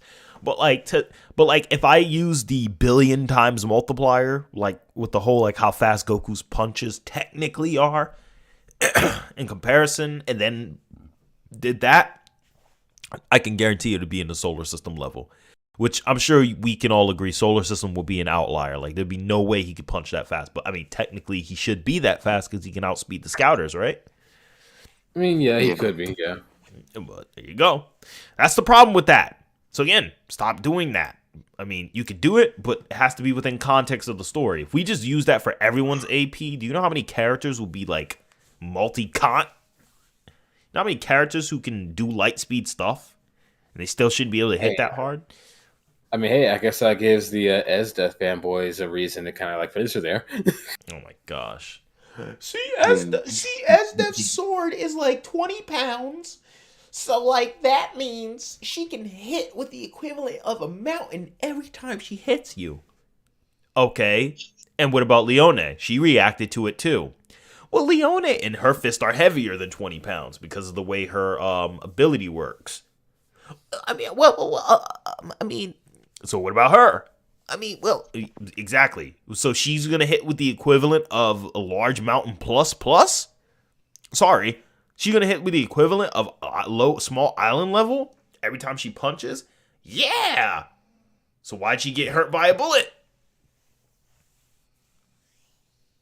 Why exactly? Why when she went all out punching one of the ministers? His face caved in, but his body didn't turn to atoms. Like, come on now. Let's get realistic, people. Like, I can believe Grimmjow being that powerful when you factor in that Ulquiorra's release was intended to destroy a quote-unquote California, even though I think it's bigger, California-sized realm. Yes, sir. So, like, Grimmjow throwing out country-level punches, I agree with that. And I think that makes a lot of sense, especially because we're using, like, actual logic, and it doesn't contradict anything in Bleach from what they've already said. So, yeah. Not to mention, any of the espadas can destroy Las Noches just by using a Gran Rey Settle, meaning any one of them can destroy Las Noches. And just by releasing espadas ranked 4 and below, obliterated.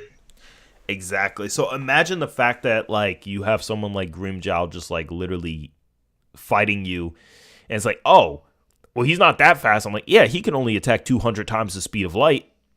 What? Yeah, you want to understand? So at 200 times the speed of light, let me give you an example. Now, this is meters per second, okay? So let's go ahead, and I'm just going to give one more example of that. So taking this big ass number, 59 billion meters per second to feet per second, because it takes that much to cock a punch back. bare minimum, I'm not actually doing the calc. I'm giving you just an example. You're looking at a guy who could literally throw out 196. Okay, I'm gonna say it again. 196 billion punches within that second. So imagine somebody throwing 196 billion countries in your face. I think I can take it, bro. I'm gonna be honest with you. I could take that. So you see, I'm not gonna lie and say that I can take that. I am as good as dead. I'm just built different, bro. I'll take that. Hey, all right. You know what? Go ahead, man. I'll bring all of that, bro. I'll literally tank it. I'll tank it. Yeah, and we're going to get back into the topic in just a moment. I just want to read this final point. But overall, my overall thoughts on Meng Hao is some of the things are a little questionable, but like I want to understand like the real thought process about the character. Like, what do you think he could do? And I want to understand your opinion about that, because if you're trying to say, are they downplaying it? I want to know if Renegade knows. Renegade, do you think they're wait a minute. What the heck is going on? Okay, I wanted to know if you think they're downplaying it, or that's what I want to know. Do they seem like they're downplaying it, or they seem like it? No idea what exactly we're kind of like looking for. I don't know if he's trying to point out that he's either being, overhyped, or if he's trying to like show downplay. I don't know. Yeah, that's what I'm trying to figure out. Like, are they being overhyped or are they being underhyped? Because if I know what I'm looking for, then it kind of gives me a better idea to judge. So by all means, just let me know, and I'll be more than happy to cover over more about the character, because overall, I gotta admit, it's kind of interesting. It's just the versus battle has this boring color format, so they don't make it interesting. No offense to them. Do God Goku punches? No, don't do that. Let's not do that. That is going. That's too much. Those bro. numbers are not gonna. Those numbers aren't gonna compute. No, they will. That. They will. Don't ATARi, please. Nah. Don't do it, man. Nah, do it. Please. Do it. No. You're pulling a death battle if you do that. Trying to apply numbers that can't be applied. You want me to those macrocosm destroying punches? Oh man! They're infinite, so that makes sense. But hey,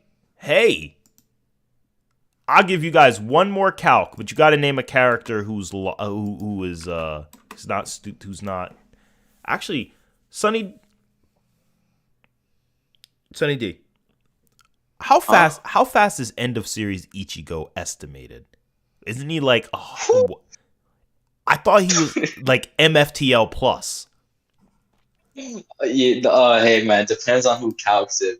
I hear like him traveling from like the royal realm down to the Soul Society.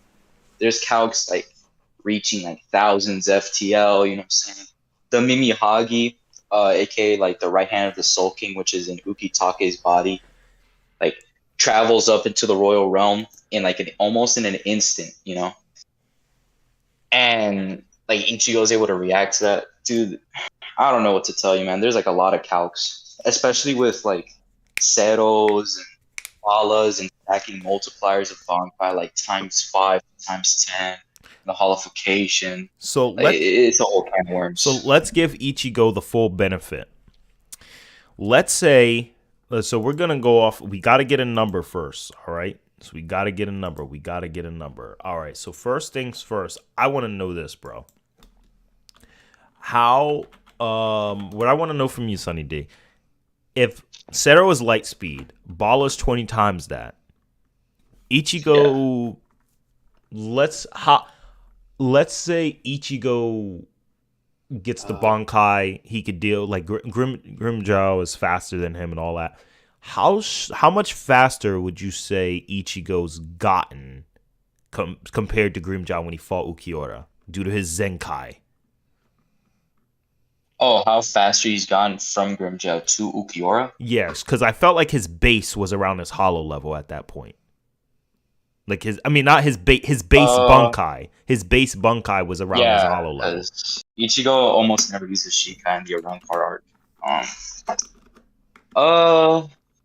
Yeah, what you said. Like he basically surpassed his older holification mask because when previously when Ukiura and Ichigo fought, Hollow Mask Ichigo fired a full power Black Getsuga Tensho, which is Ichigo's only technique. Ukiura literally dogged on him, bro, tanked it. But then after fighting Grimmjow and getting a Zenkai, after being healed by Orihime, Ichigo masked literally forced Ukiura to release. Like he had to go up over Las Noches in order to release to fight Ichigo. So I know somebody did a calc about that. They said Ichigo, by the bare minimum, was at least 100 times stronger than what he was when he fought Grimmjow due to the multipliers, just off of the basic 10 times. I think that makes a little bit of sense logically. What do you think? Yeah, that might be the case. And it sounds very ridiculous. It does. Considering how ridiculous the Zenkais get in Bleach, it's consistent, in my opinion. I agree. From the top of my head. I agree. And if Ichigo at the bare minimum is around 20k times the speed of light, we're not done yet, guys. The thing is, we have the Ichigo getting 10 times stronger in the Fullbringer arc, because Fullbringer Ichigo, how strong would you say Fullbringer Ichigo is when he at the end of the Fullbringer arc when he unlocks his new Shikai?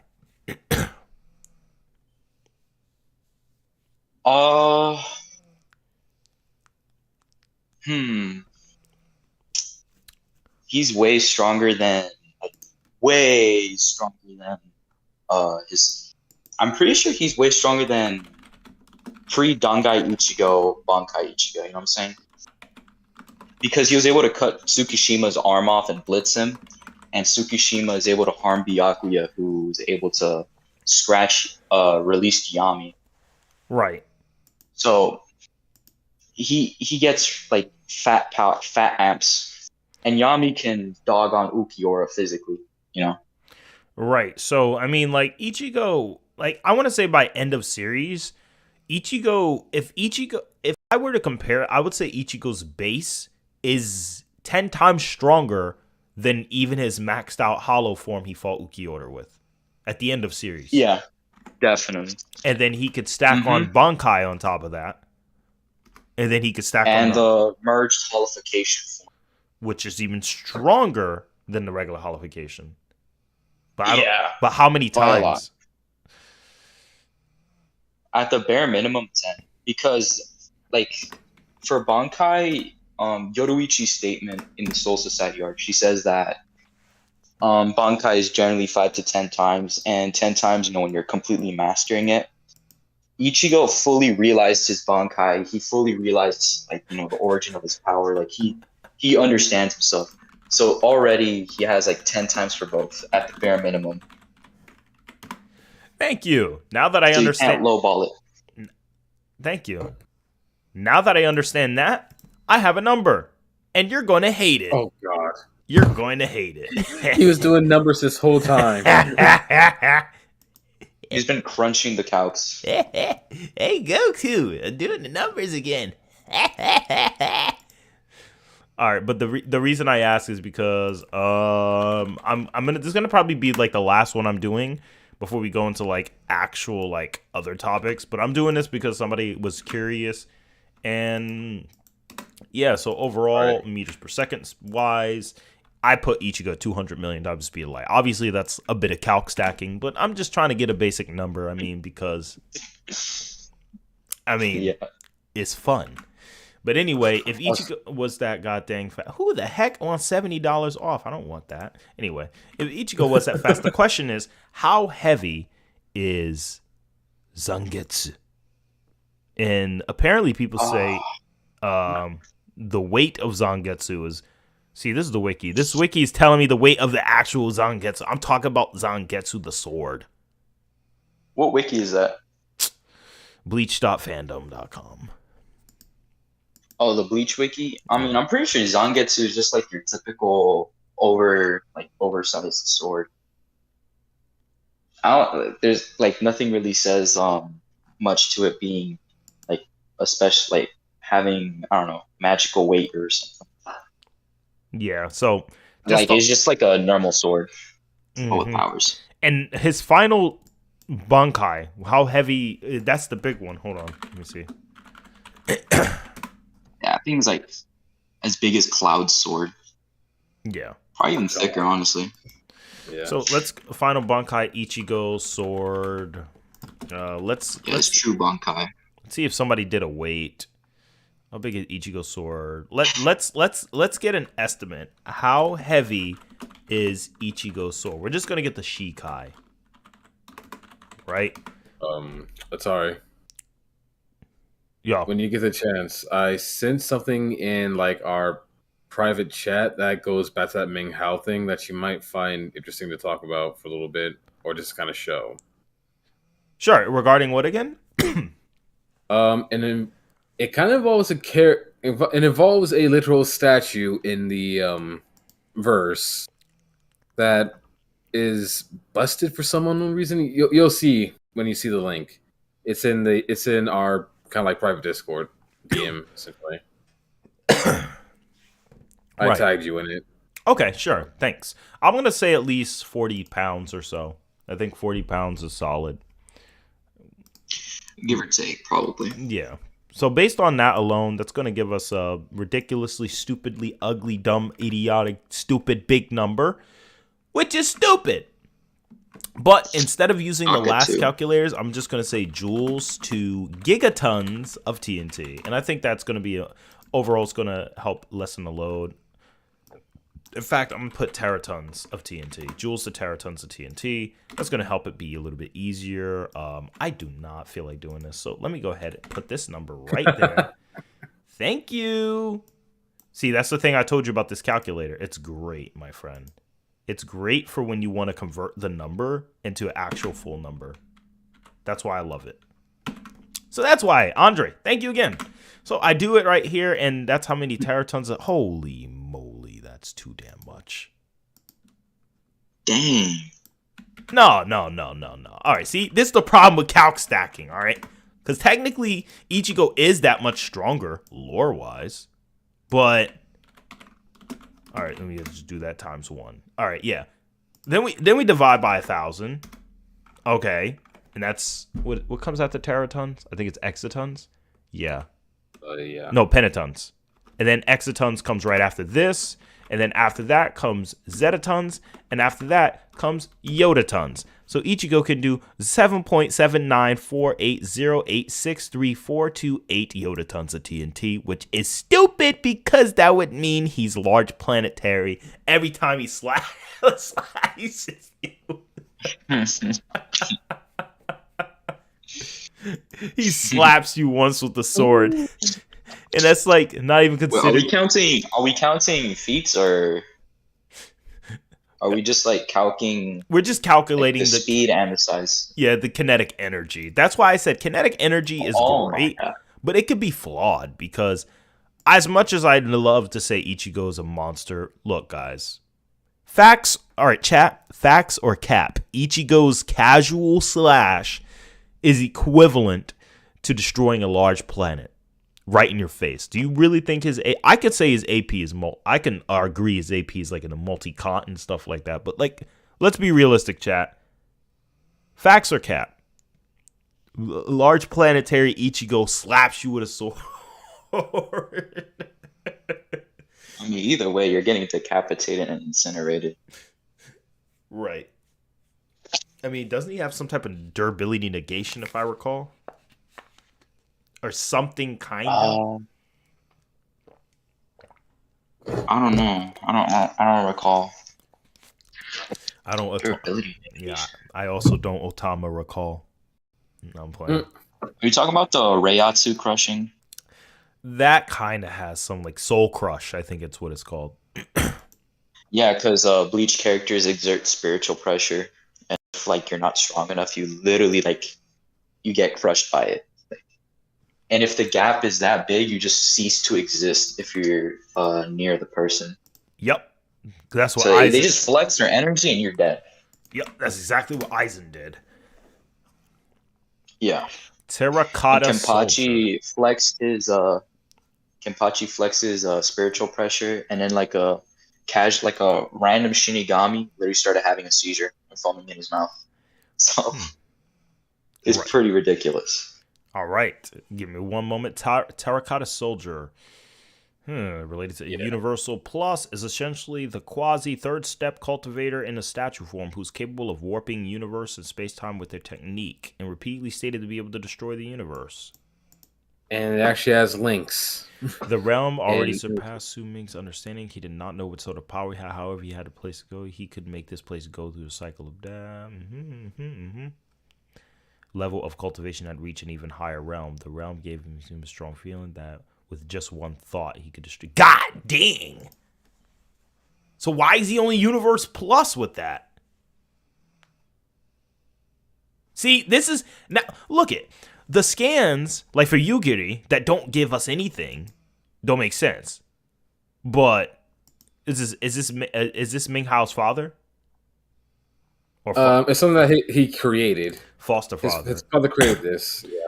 So let me read it again. The realm already surpassed Su Ming's understanding. He did not know what sort of power he possessed. However, he had a feeling that with one thought, he could make this place go through a cycle of life and death.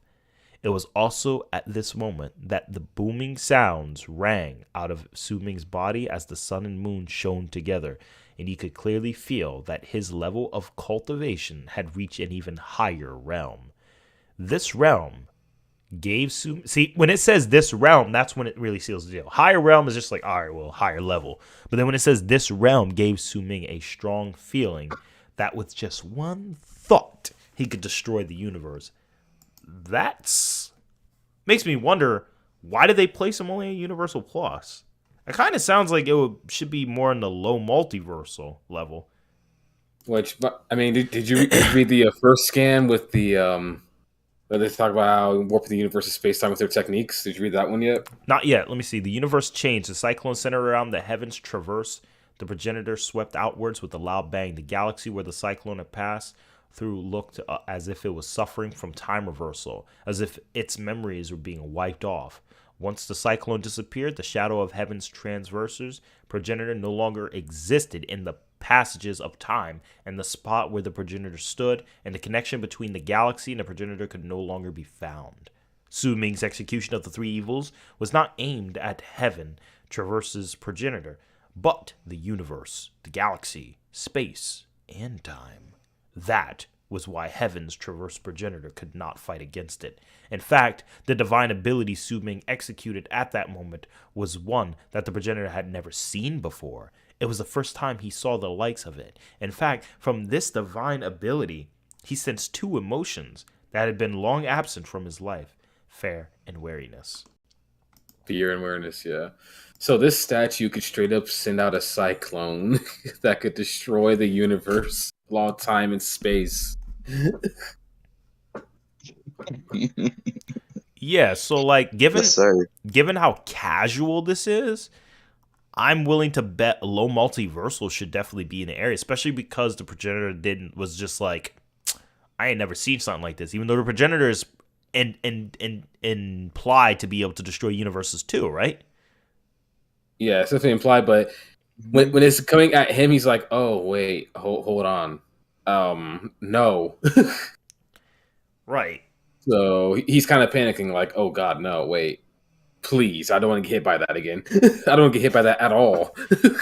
Yeah, so if Meng Hao scales off of this, he scales above this thing, by the way. What?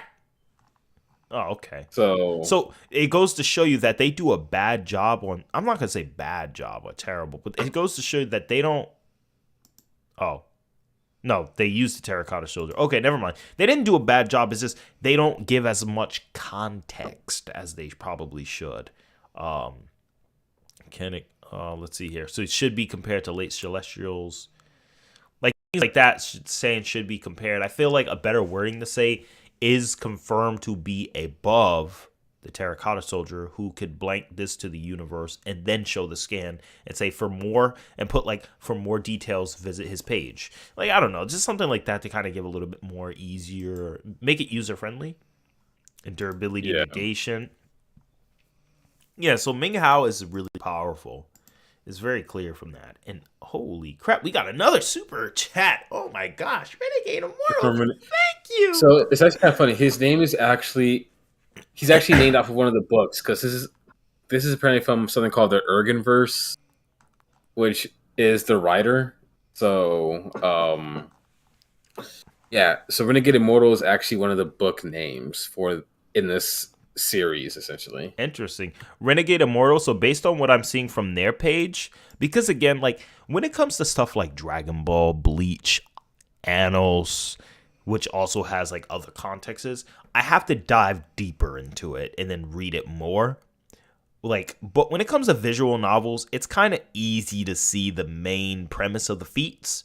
But based on this alone, in my humble opinion, I don't see him struggling to reach low multiverse to multiverse levels.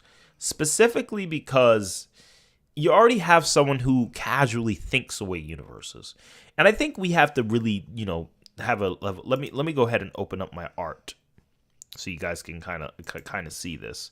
Let's go ahead and open up Clip Studio again. Let's go ahead and make it bigger. Let's make Clip Studio the big boy on the screen. So what you guys need to see here is that, pardon me, as you can see, high end and low end feats, it's all about interpretation and understanding. This is why we made the stream about tiering in the first place. When it comes to this, I mean, you have a character who, there's a difference between a character who can, as implied, and it's like, oh, that's figuratively. It doesn't matter if it's figuratively. The whole essence is it's a mere thought. It's super low difficulty. The idea, if a character can deal with space and time, it's a little redundant to say that, like Universe Plus, and I believe, Roz, you agree with me before too. Even Death of the Endless, Mysterious Universe, or Snow Forest, even he agreed that being 4D should technically be in the multiversal realms and be way above 3D or like basically we were saying Universe Plus is kind of redundant depending on the effort. If it's high effort, Universe Plus is fine. But if it's low effort, like a character can snap their finger and, a universe just like goes boom. What are your thoughts on that, Roz?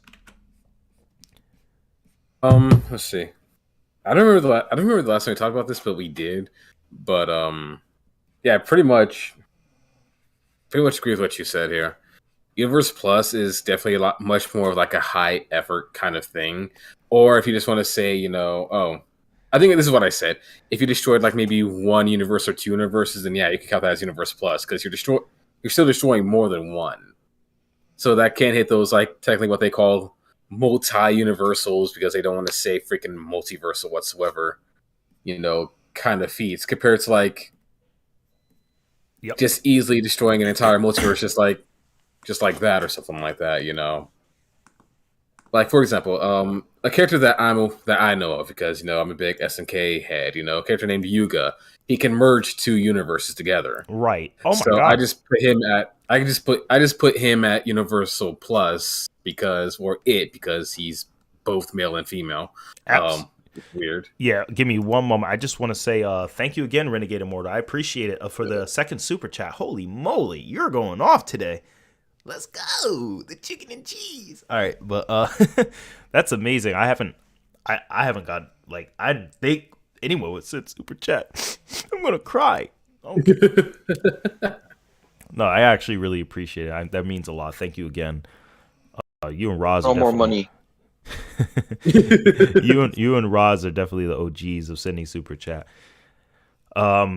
Let me see here. So, but like again, like if somebody could snap a universe with a thought and he can reverse time and essentially exist outside of space-time, because if you destroy a Universe Plus is beyond infinite. So to do something like that, you can't exist outside of it. So what if you could destroy that with a thought? What makes you think they can't send out more than one and just take out two of them? I know it's like, oh, but that's like speculation. Typically, yes, but when a character is so low effort like this, I have no problem with accepting the fact that Meng Hao can likely scale and do both of this at the same time. Like this image you see right here, I have no problem with thinking that Meng Hao could do something like this. I could get rid of both of these. There we go. So, in my opinion, the thing is, sorry to cut you off. That's just like him at a normal state, not in this post immortal ascension state that we haven't clicked on yet, which is what Renegade Immortal wants us to click on. Let's go into it. Sorry, god dang it. Oh, my throat. Anyway. All right, so let's go into it, actually. Yeah, shoot. Sorry about that page, guys. You didn't see anything. All right, so let's go ahead. Let's open back up to that page. Let's see here. So let's go ahead. Post-Immortal Ascension. All right, so Post-Immortal Ascension, we got the Demon Sovereign. Okay. So I'm assuming this is when he transcends. Yeah, this is him like at his highest peak, apparently. Yeah. Okay, let's see. Meng Hao. All right. At least Universe Plus is immensely more powerful than Quasi Third. Yep. Sunny D, you lose to Goku. Repeatedly stated to be able to destroy the universe. Really? Let's see. Same scan. Yeah, it's much using those scans to show what he scales above. Yep, who's in existence on the same level as the entire universe. Okay, let's see if Versus Battle got something right. Yep. Same type of existence as the universe, however, his clone. It could be said that life forms were the same existence, however, his clone was still weak and incomplete. That was why, even if the universe could not destroy him, there would be some cultivators in the universe who could do it. So you got multiple universal levels of destruction. I feel like that was a low multi, in my opinion, but let's get to multiverse level, far superior to peak third, who are comparably weak to the ancient realm Meng Hao. Let's see. He's 9 essences. Those were the words coming out of his mouth of the bed-raggled cultivators who had survived their brush with Meng Hao. That's the 9 essences power? How is that even possible? How could he be 9 essences? Let's continue reading. Shui Dongling, Donglu. Shui Donglu. Sorry if I'm reading it with the accent. It just makes it easier to pronounce. Shui Donglu used Immortal Dao transference to consecrate him. But even if he passed on everything to this guy, it's not like he would be able to have 9 essence power.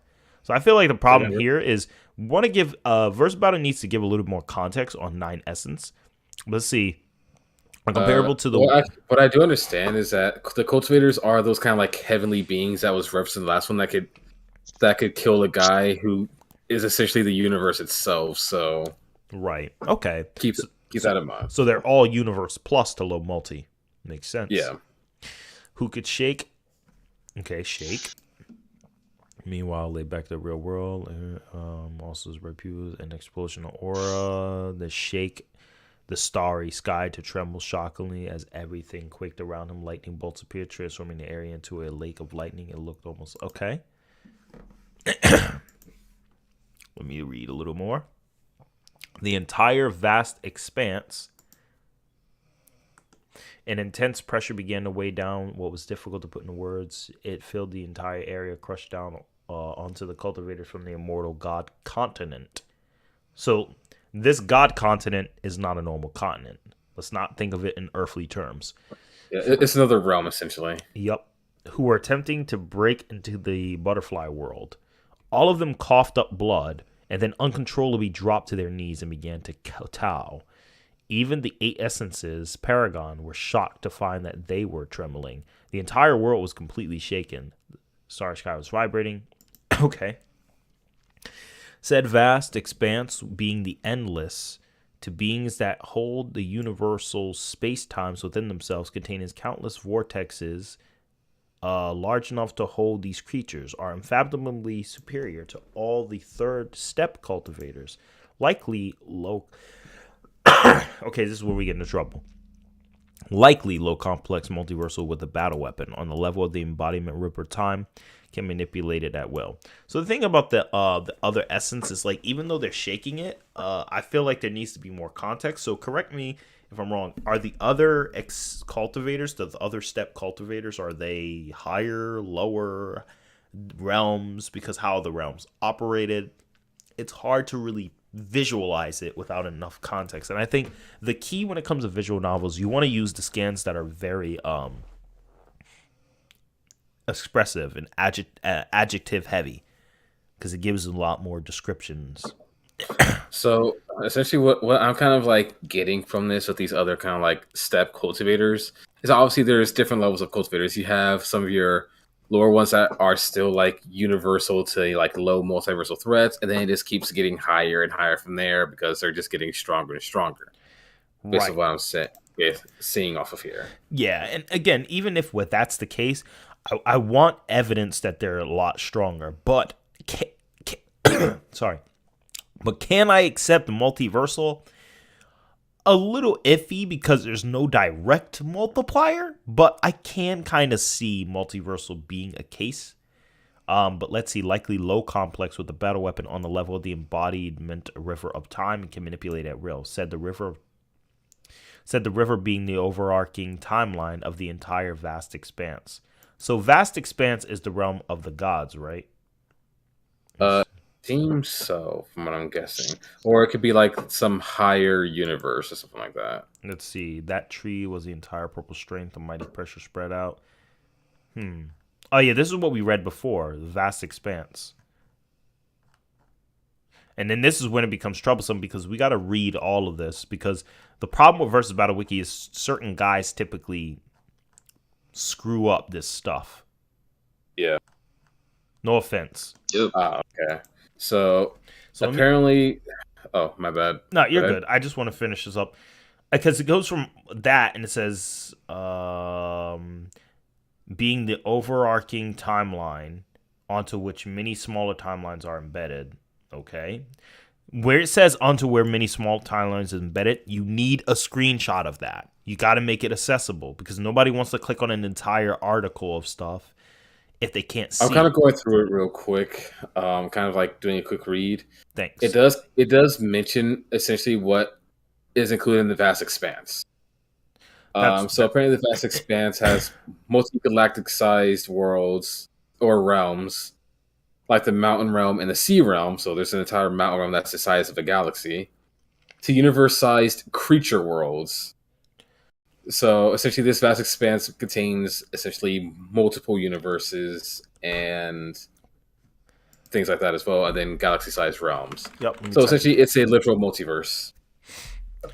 The strength of the mighty that pressured out felt like only thought of shattered the whole universe. Yep. A technique, a level. Yep. Su Ming's executed evils, but the universe, the galaxy, space, time, the heaven. Yep. We read that. The universe instantly turned dark, and the galaxy disappeared in an instant. All right, this is good. As far as like confirming there are multiple universes, he could destroy the universe. Let me see. Let me see if there's something that says universes, constantly described as universes. Okay, so here you go. The Vast Expanse, endless, immeasurable, perhaps it had an ending point, but up till now, no one had ever reached it, except perhaps someone who had transcended. It was too large to contain too many worlds and realms. Okay, interesting. All right. Immense scope. The Vast Expanse is massively huge at the perspective of... All right, let me read it. Endless, immeasurable. Perhaps it had an ending point, but up till now, no one had ever reached it. That right there already kills a lot of different levels of scaling.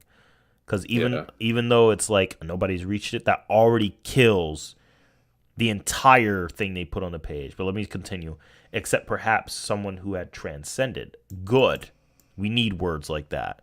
So so the Vast Expanse has an end, possibly, but Only if you transcend it can you see that. Makes sense. You can't see infinity until you transcend it.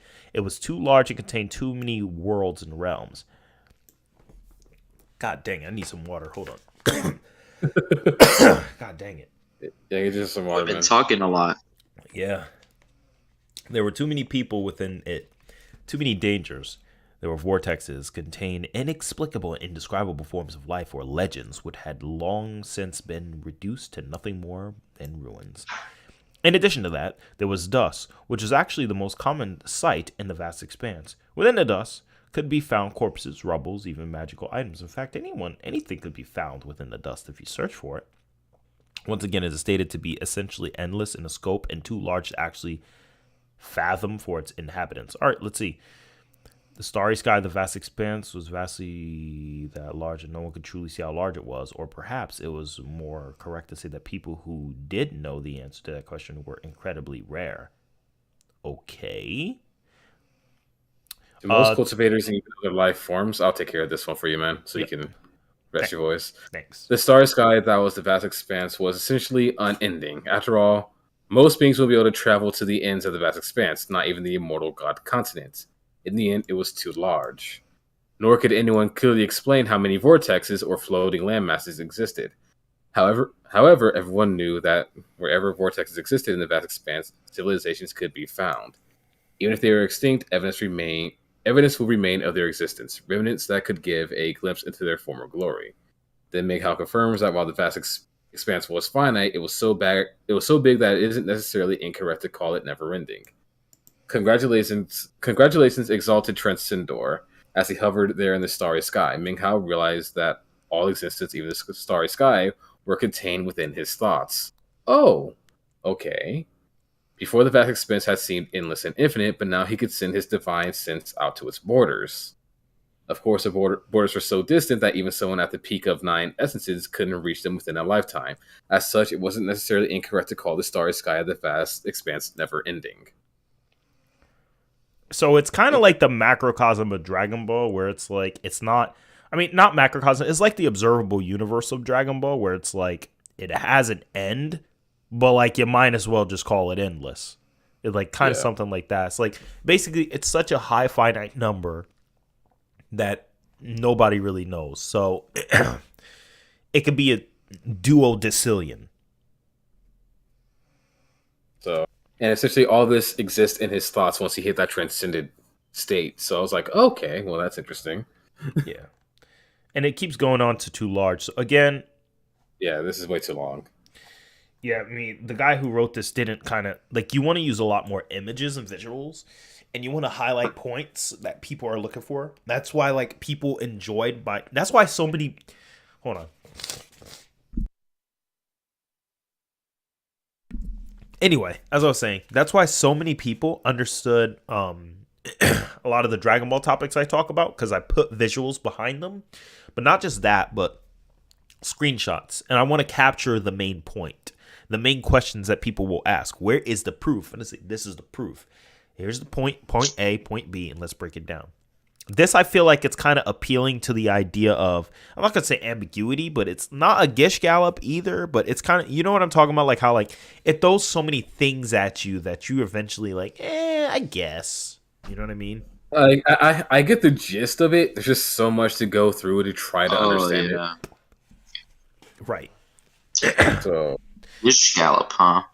But I would say this, like, when he says this, the River of Time is an overarching temporal axis of the vast expanse onto which lesser time axes, such as those of the Morris Alba, are located. As such, the totality of the vast expanse is low 1C, fifth dimensional multiverse, because the embodiment of the River of Time was expecting a being under the fourth step to manipulate the entire River of Time, are the weaker transcenders, but superior peak. I think half. Okay. Reading some of this, I can kind of get behind that. So essentially, Vast Expanse is multiversal. I don't think. Now, he says River of Time is overarching temporal axis. Now, based on what I read about the River of Time, it doesn't look like that. But it looks like kind of like how it's a timeline that contains timelines. So if the vast expanse is a finite amount of multiverses existing within a finite 5D realm, the timeline as contains it axiomatically should still be 6D overall. So I mean that wouldn't be wrong to say that it's 6-dimensional. I think 6-dimensional is very fair. I can agree with that. Sorry about that. The scans kind of match up to it. Let's see here. Now, here's where I get into a lot of questions, onto which many smaller timelines embedded. Outerversal with the seal of heaven's hex can compare to the clones of all heaven and make them retreat in terror. I don't... What does that mean? We don't... Yeah, I have no idea what that means, honestly. What does that mean? In all the starry sky, all heavens, there were shaking, rumbling thunder. At the time, all heavens seemed to shake, blah, blah, blah. It was terrifying. Okay. That Tao could be called the seal of heaven. Tao was boundlessly domineering. It refused to allow anyone to offend it. It can make the heavens open their eyes. What the heavens shall not lack. I don't want had what I don't want. I had better not exist in the heaven. Okay, that doesn't tell me anything. Transcenders have become their own Tao sources. Being beyond the great Tao itself and transcending all lesser Taos, including those of space-time, yin and yang, existing and non-existing and beyond. Okay, let's see. Let me read that scan specifically. Transcenders have become their own. Okay, within my cultivation base, my fleshly body, both in transcendence, the resonance they create will enable my soul to transform and also step into transcendence. Okay. At that time, I will truly be in the Tao source realm. That is because I will be the source of the Tao, in essence, what I wish to be natural law will exist. Whatever magical laws I don't approve of will not exist. With that, he waved his sleeve, and the bronze lamp appeared. As of this moment, no one could stop Meng Hao on his path to transcendency, or transcendence. So that... Pardon me. Hold on. Okay, stupid throat. Stop. All right, anyway. On that level, my friend, I want to say that that's more of a mid-complex multiversal level. Oh, well. In the next scan, they go over what an essence is. Cool. But it's still another long paragraph. Let's just move on. Oh, okay. Being beyond the great Tao itself, transcending all lesser Taos, including those of space-time, blah, blah. Said Tao exists beyond all extensions of their objects, which includes infinite dimensional space on a concept. All right, hold up. I got to see this. And this is another long paragraph. Of course, it's not an actual scan. It's just somebody claiming that. Now, actually, wait. They do give us the chapters though. Okay, he actually does preside the chapters of each one's and the title of the book at the bottom. Okay.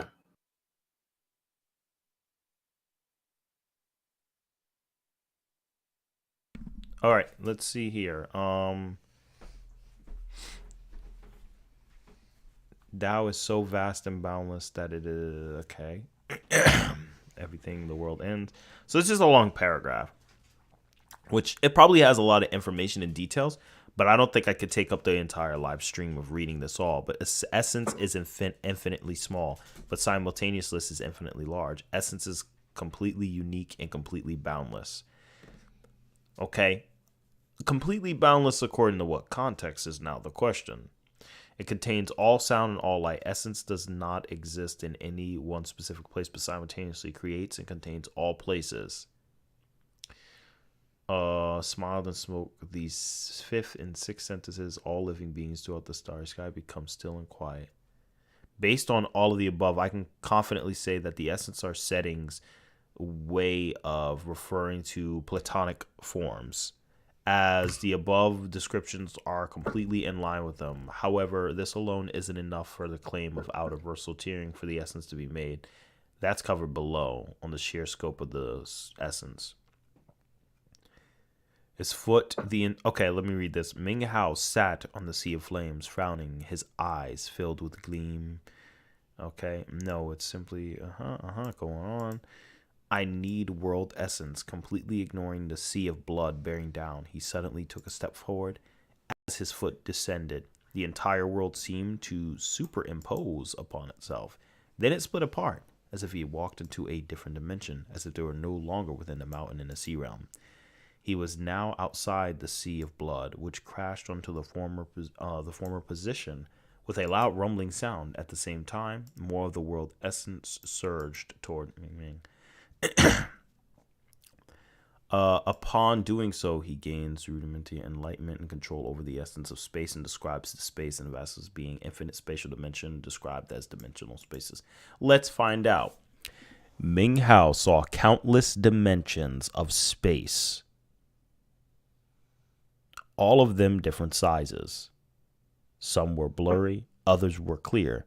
They transformed into countless threads. Threads that Meng Hao was very familiar with.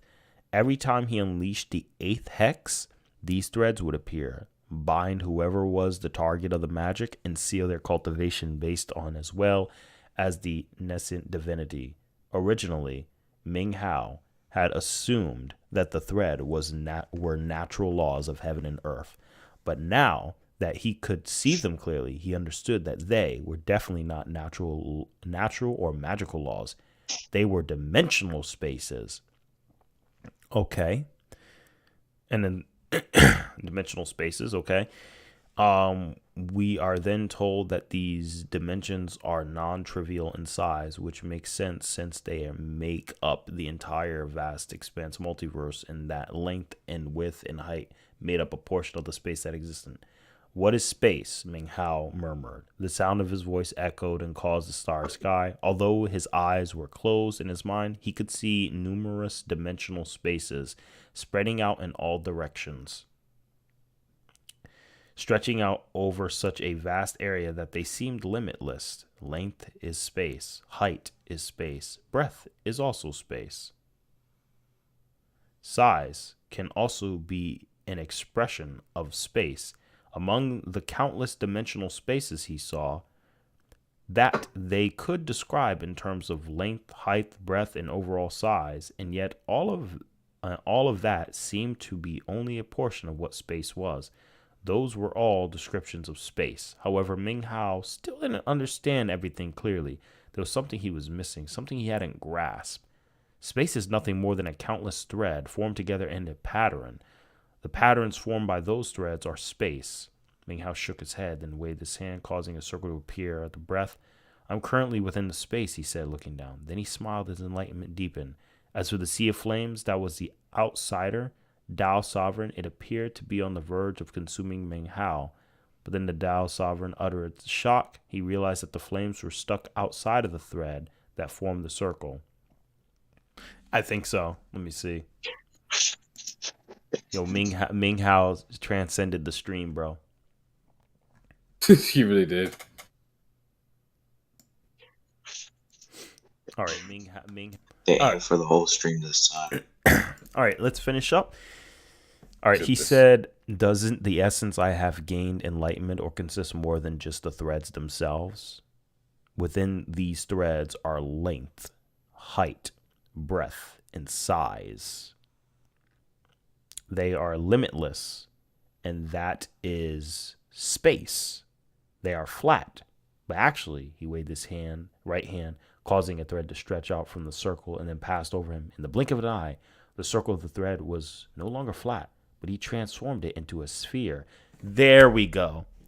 That's what we're looking for. With an additional thread, it is no longer a circle, but a sphere like a world. The spatial dimensions that make up the space of the vast are non-trivially extra large dimensions. Okay, however, there's a problem with this, though. There is a problem. We'll go over that, though. But I do like that this user went into great detail, and I respect that. A long thing was actually the books and chapters that these things originate from as well. So it's not just him talking out of his butt. He or she. Right. And I can agree based on the context that, yes, the threads are indeed talking about spatial dimensions, specifically because it says dimensional threads. It said dimensional. When it said dimensional space, I'm like, that's a very arbitrary word. But when they was talking about, oh, it seems finite, that was just what they thought because those are lower beings. But like when somebody who was up there as he later transcend. So he's talking about the line, then he's talking about the flat, then he was talking about the cube, or the circle became a sphere. So that's very clear. He's talking spatial, 3D.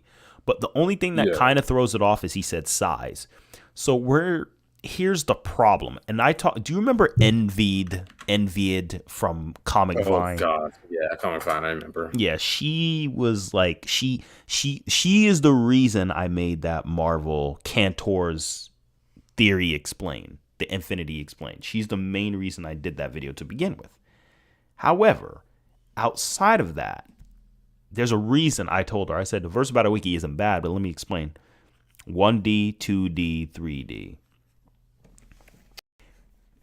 Here is the main problem that can cause issues with the Meng Hao. So here's the problem. Saying they're endless is fine, though that doesn't necessarily always mean infinity, depending on its context. But still, I'm pretty sure, based on the essence of Taoism, it likely is, because, we're talking about Chinese mythology. However, here's the problem. When you use the term size, you are talking about size through dimensional space. What is a dimension? Now look at the picture in the chat. Look at this. Look at the drawing. Now look at here. Now look at the drawing. Now back it here. You see, here's the thing we're really trying to look at. Yeah, I know it's an Old Spice reference. Anyway, what I was trying to say is, essentially, here's the problem with that. When you say dimension, from its original origin, it's a measurable extent of some kind, such as length, breadth, depth, and height. Dimension literally is just a measurement. That's it. It's a measurement, the extent of something, the size. It already is the size. So when you talk about dimensions, and the sad part was, unfortunately, they only let him go up to making a sphere, like a world. Like, why didn't they let him do Tesseract or something? Like, is he just the size of those threads? And are you talking about threads in correlation to 2D and 3D space? Or is he talking about extra dimensionality? Because it implies it, but it doesn't straight up say it. And I have to say, within credit to DC and Marvel, can we agree that DC and Marvel is as clear as the Dollar General? Sometimes. Like, when they say spatial dimensions, like, look, man, we're talking about string theory. Simple. Yeah. But they're doing this in a more poetic, creative way. So we have to kind of look in the context of it. And I'm willing to say that it's possible. So since this means to measure, the problem with dimension by itself is it doesn't account for, you're going to see right here, space-time complexities. You see, you're talking about a 4D object, right? It definitely has a 4-dimensionality in an object it exists. Here's my attempt on drawing a tesseract. So It has a 4D object. As a tesseract, they have pentaracts, sectoracts, septoracts, octoracts, nontoracts, and decaracts, and so on into, let's say, an infinite number. It's endless. That would mean they have an infinite dimensionally shaped objects, hypothetically, or whatever that freaked out will look like a scribble or whatever. Infinitely dimensional shape objects. Here's the problem. You're talking about size. The difference between a 3-dimensional shape object and a 3-dimensionally shaped complexity, space-time complexity, is different. Because you have spatial you have spatial, and then you have temporal. Temporal is the change usually occurring within a spatial dimension. They're usually coinciding within one another, and he's looking at the threads that make up things. It's really difficult to assess how this really is going to work. So depending on if they gave more context, I would appreciate that more. But usually these two is what makes up a complexity, space-time. Typically speaking, though, space-time is not the same as space, nor time by itself. It's a combination of both of them and how they work together, because it takes time for these objects to move. It takes time for these objects to exist or to have something. Without time, there's no essence itself, given the Platonic concept of time. So with that said, it's really confusing because these are like more so objects. That's why I had to argue it, envy it, and say like the difference here is you're talking about 3D shape objects, 5D shape objects, like a pentaract. I destroyed a pentaract. All right, you're not multiversal. You destroyed a pentaract, you have higher dimensional manipulation. But then you say, I destroyed an infinite number of fourth dimensional timelines, which all are infinitely bigger than the observable universe because they contain a three-dimensional universe that stretches out to infinity. You get what I'm saying? There's a lot. Yeah, I got it. Yeah, so Multiverse Plus is a lot more context on its destructive capacity, whereas the context on just dimensionally shaped objects is more so dimensionality manipulation. If I was to be conservative with the scaling, I would probably say that Meng Hao is a low complex multiversal being with on an infinite hyperversal basis of manipulation of strings. Like he could take you like he may not have the AP, but if you're like, oh, I'm a 5,000 dimensional character, he can see the shape that makes up the world you're in and kind of pluck it apart through hacks, rather than saying, oh, I'm just going to destroy 5,000 space-time. I'm just destroy 5,000 dimensional space-time continuum, which holds an infinite number of 4,999 infinite spatial dimensions. Oh, God. Which holds 4,998 spatial dimensions, etc., etc. You get what I'm saying? Yeah. That would be that would be where I would place them on a mid-end scale. However, on a high-end scale, I can accept a Hyperverse Plus or infinite dimensional type of Meng Hao. I think Meng Hao on a high end is definitely infinite dimensional, because I could also interpret this statement. I ain't going to be a down player. It says it no longer a circle but a sphere like a world. So that could imply space-time continuums when he says like a world. But again, it could imply. Doesn't guarantee it. So the way I look at it is there's two interpretations. The mid-end infinite hyperversal level of manipulation with low to mid complex multiversal destructive capacity on a consistent level. However, that's not quite the same as the higher interpretation, assuming he can create and destroy a infinite amount of space-time continuums, including spatial and temporal complexities that transcend itself over and over and over due to reaching the essence. But I'm not going to say outerversal over the essence. Even though it implies Platonic concepts, I'm not going to say outerversal, because to say that would mean he could destroy more than... First, he'd have to hit complex hyperversal. You're probably like, what the frick is that? Well, complex hyperversal, imagine if you took the nature of the Tao essence and you duplicated it, right? Imagine if there was...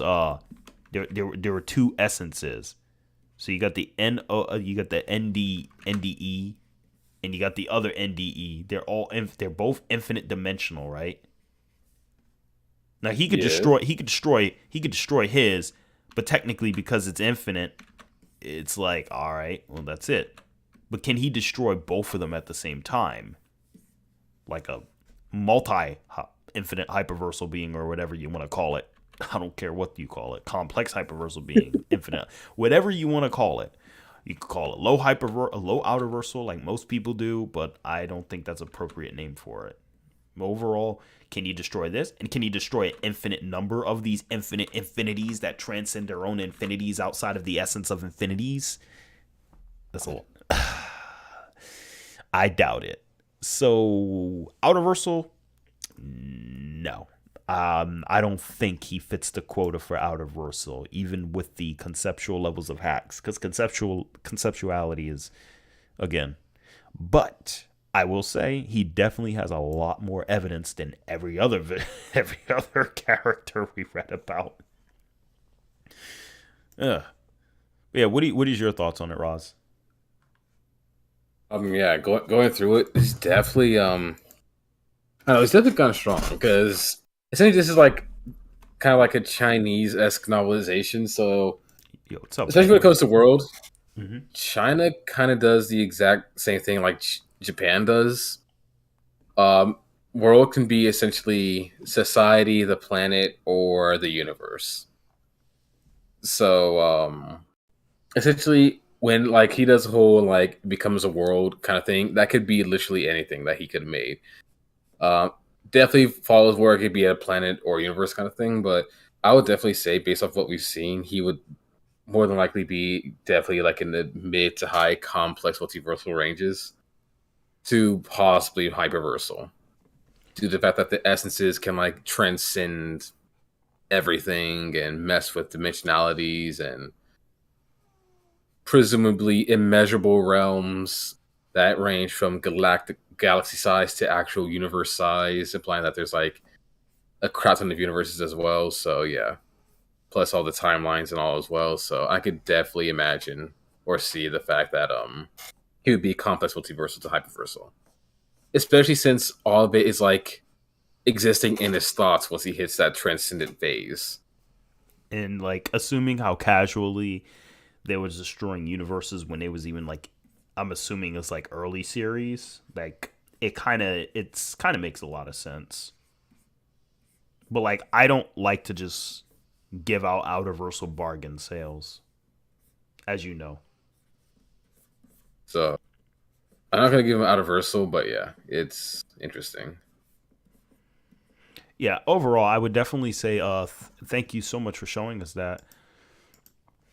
Yeah, that was very interesting to say the least. Yeah, Renegade Immortal, thank you for showing us that. And I think this is great that you showed us this because it gives us an opportunity to show the chat like our thought process on when we look at things. I mean, and we have to factor in like there could be a lot more that we're not reading because at the end of the day, we haven't read the entire thing.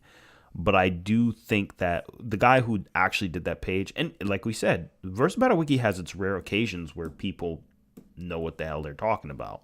Sometimes.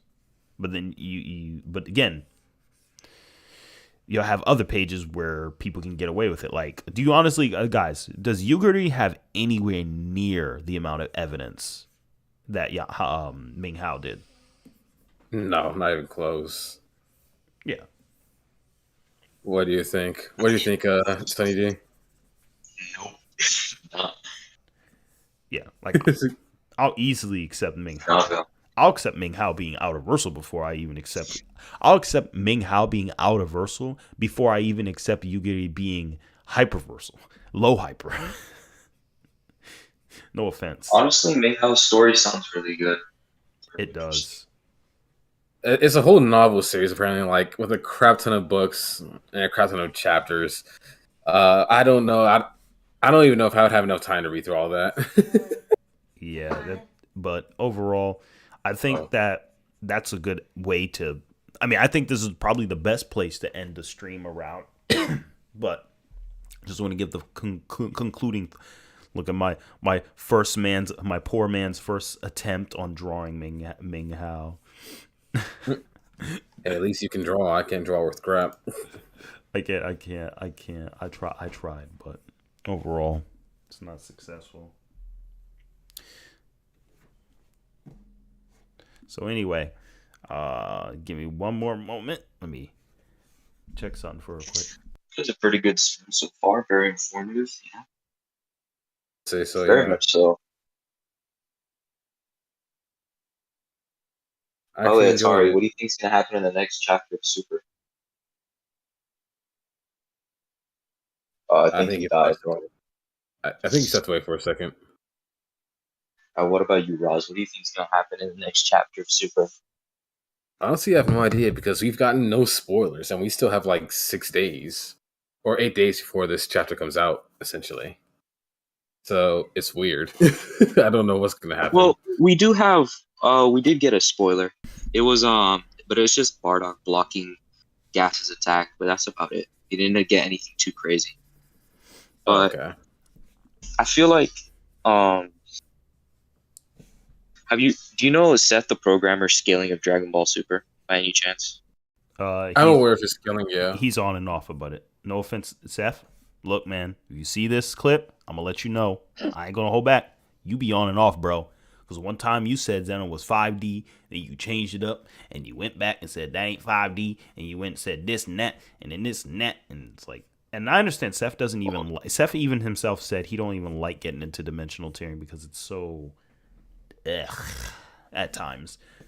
But It gets very contentious, yeah, to say the least. yeah, because essentially you have to deal with like other interpretations of different verses and how they articulate those dimensions. And overall, I think that Yeah, as a result, that's what because not every verse goes by universe 4D. None of that.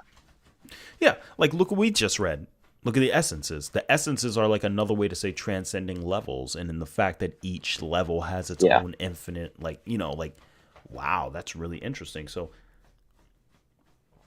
Exactly. Seth is probably scared of putting 5D because of hate, not gonna lie.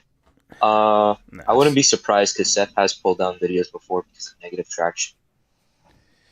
I mean, I don't I know. wouldn't be surprised. I mean, I'm not saying he's wrong. I'm just saying that I wouldn't be surprised because he has put down videos I because don't. of negativity, I think. I If I don't. recall correctly. I don't know why, because Seth, like, I ain't even meat riding or anything. I'm just saying Seth could solo 90% of 99% of his subs in a debate. So I don't know why, but I guess because it just probably damage control. It's like, look, I don't feel like dealing with this.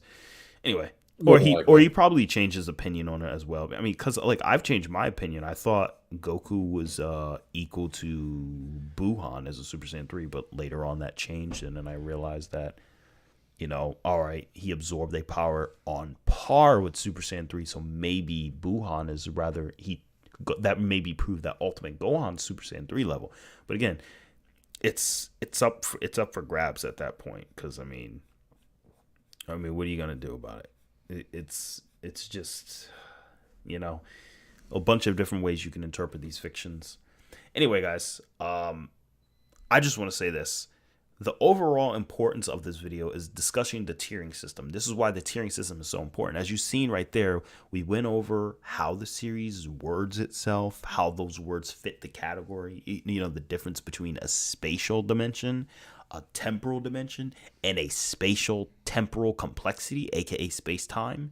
You see, because if you destroy a 5D object, even if the 5D object is infinitely huge, okay, I don't know how big that 5D continuum is, because people are like, oh, the 5D continuum, that infinite size pentarack. Let me draw on Meng Hao right here. That 5D pentarack, or whatever shape it looks like, is infinitely bigger than a 3D square, right? I'm like, not necessarily. Like, yes and no. Like, yeah, it has. Like, this has an X, Y, and Z axis, but this has an X, Y, Z, T, and let's just say P. Sure, it has an axis, so in set theory, it can contain more, but destroying the two is not the equivalent of saying there's an infinite number of 4D worlds in here that all contain temporal existences on a separate axis. Because you see the difference between these two, these are shaped objects. They're just objects. That's it. Now let me make it simple for you and say this timeline is 3D is a 4D timeline, but inside this 4D timeline is an infinite 3D world, right? Of infinite space.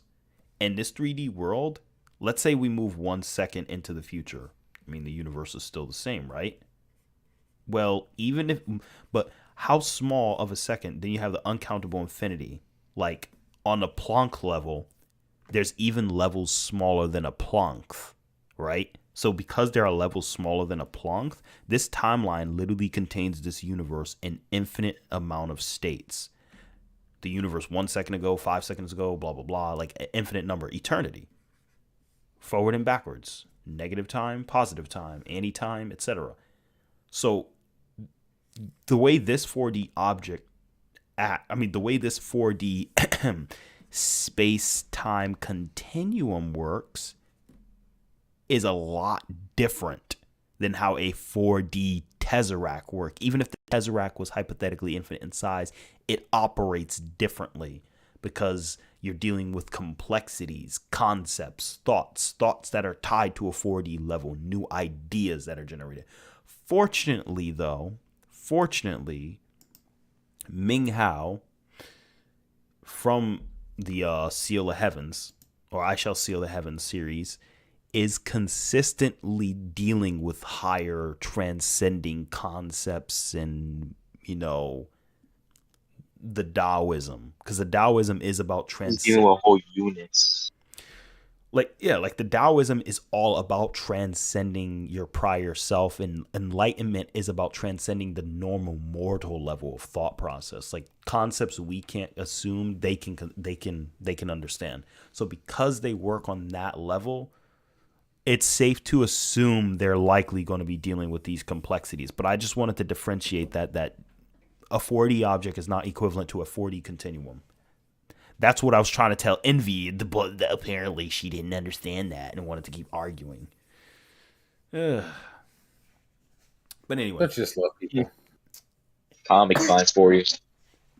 But yeah, again, Renegade Immortal, thank you so much for the 3 donations you sent to the Super Chat. That is awesome. I was more than happy to go into the series and open up the question. It helped out the stream, gave us a lot more opportunity to grow. Yes, sir. Yeah, I think overall today's stream was pretty good. Did you guys like the stream? Give me some fires in the chat. And overall, we're going to get ready to conclude soon. So let me just see the last things the chat got to say. We're going to cue the music. I like a small Q&A. All right. I don't think we'll have time. It's already almost 1 in the morning where I'm at. Yeah, Oh, yeah, it is. way longer than 1 hour. Your wife is not going to be happy. I mean, it's way more than an hour, but we got a brother who came in with the donation, with the question. I mean, if you come in with a donation and question, I gotta get your top priority. Absolutely. Oh, yeah. Gotta show the love. I appreciate it again. Thanks, IDK. And look, we got, I would say overall though, we had this is a productive stream, I'd say. Oh yeah, Roz, as I was saying earlier, Seth, I think he brought up a very interesting perspective on what might happen in the future chapters of Super. Because Seth, I think he conceptualized something called passion in Super, because, the more passionate you are, the stronger you get, with Jiren. He had PTSD and he got an MUI level power up. Yeah. So essentially, Bardock may be tapping into something like passion, and so that's how he beats gas. That's kind of what Seth is saying. I think that's very interesting. Or maybe he goes false Super Saiyan, or he taps into Super Saiyan in some capacity. That would be interesting. But all right, chat. That would be interesting. It's 11:56 here, but I don't have enough to watch the full live. I'll rewatch it. All good, fam. Yeah. So everyone, have yourselves a great night. Appreciate everyone here. Thank you again for tuning in. This is ATARi H&B. I got Chocolate Cake on the right. I got Roz, and I got I got Sunny D in the chat. Call me whatever you want. All right. Really? Okay. I got Beerus in the no, I'm just playing. But overall, guys, y'all have a good night. Stay safe. God bless. And ATARi H&B signing off. Peace. Peace out. See y'all later.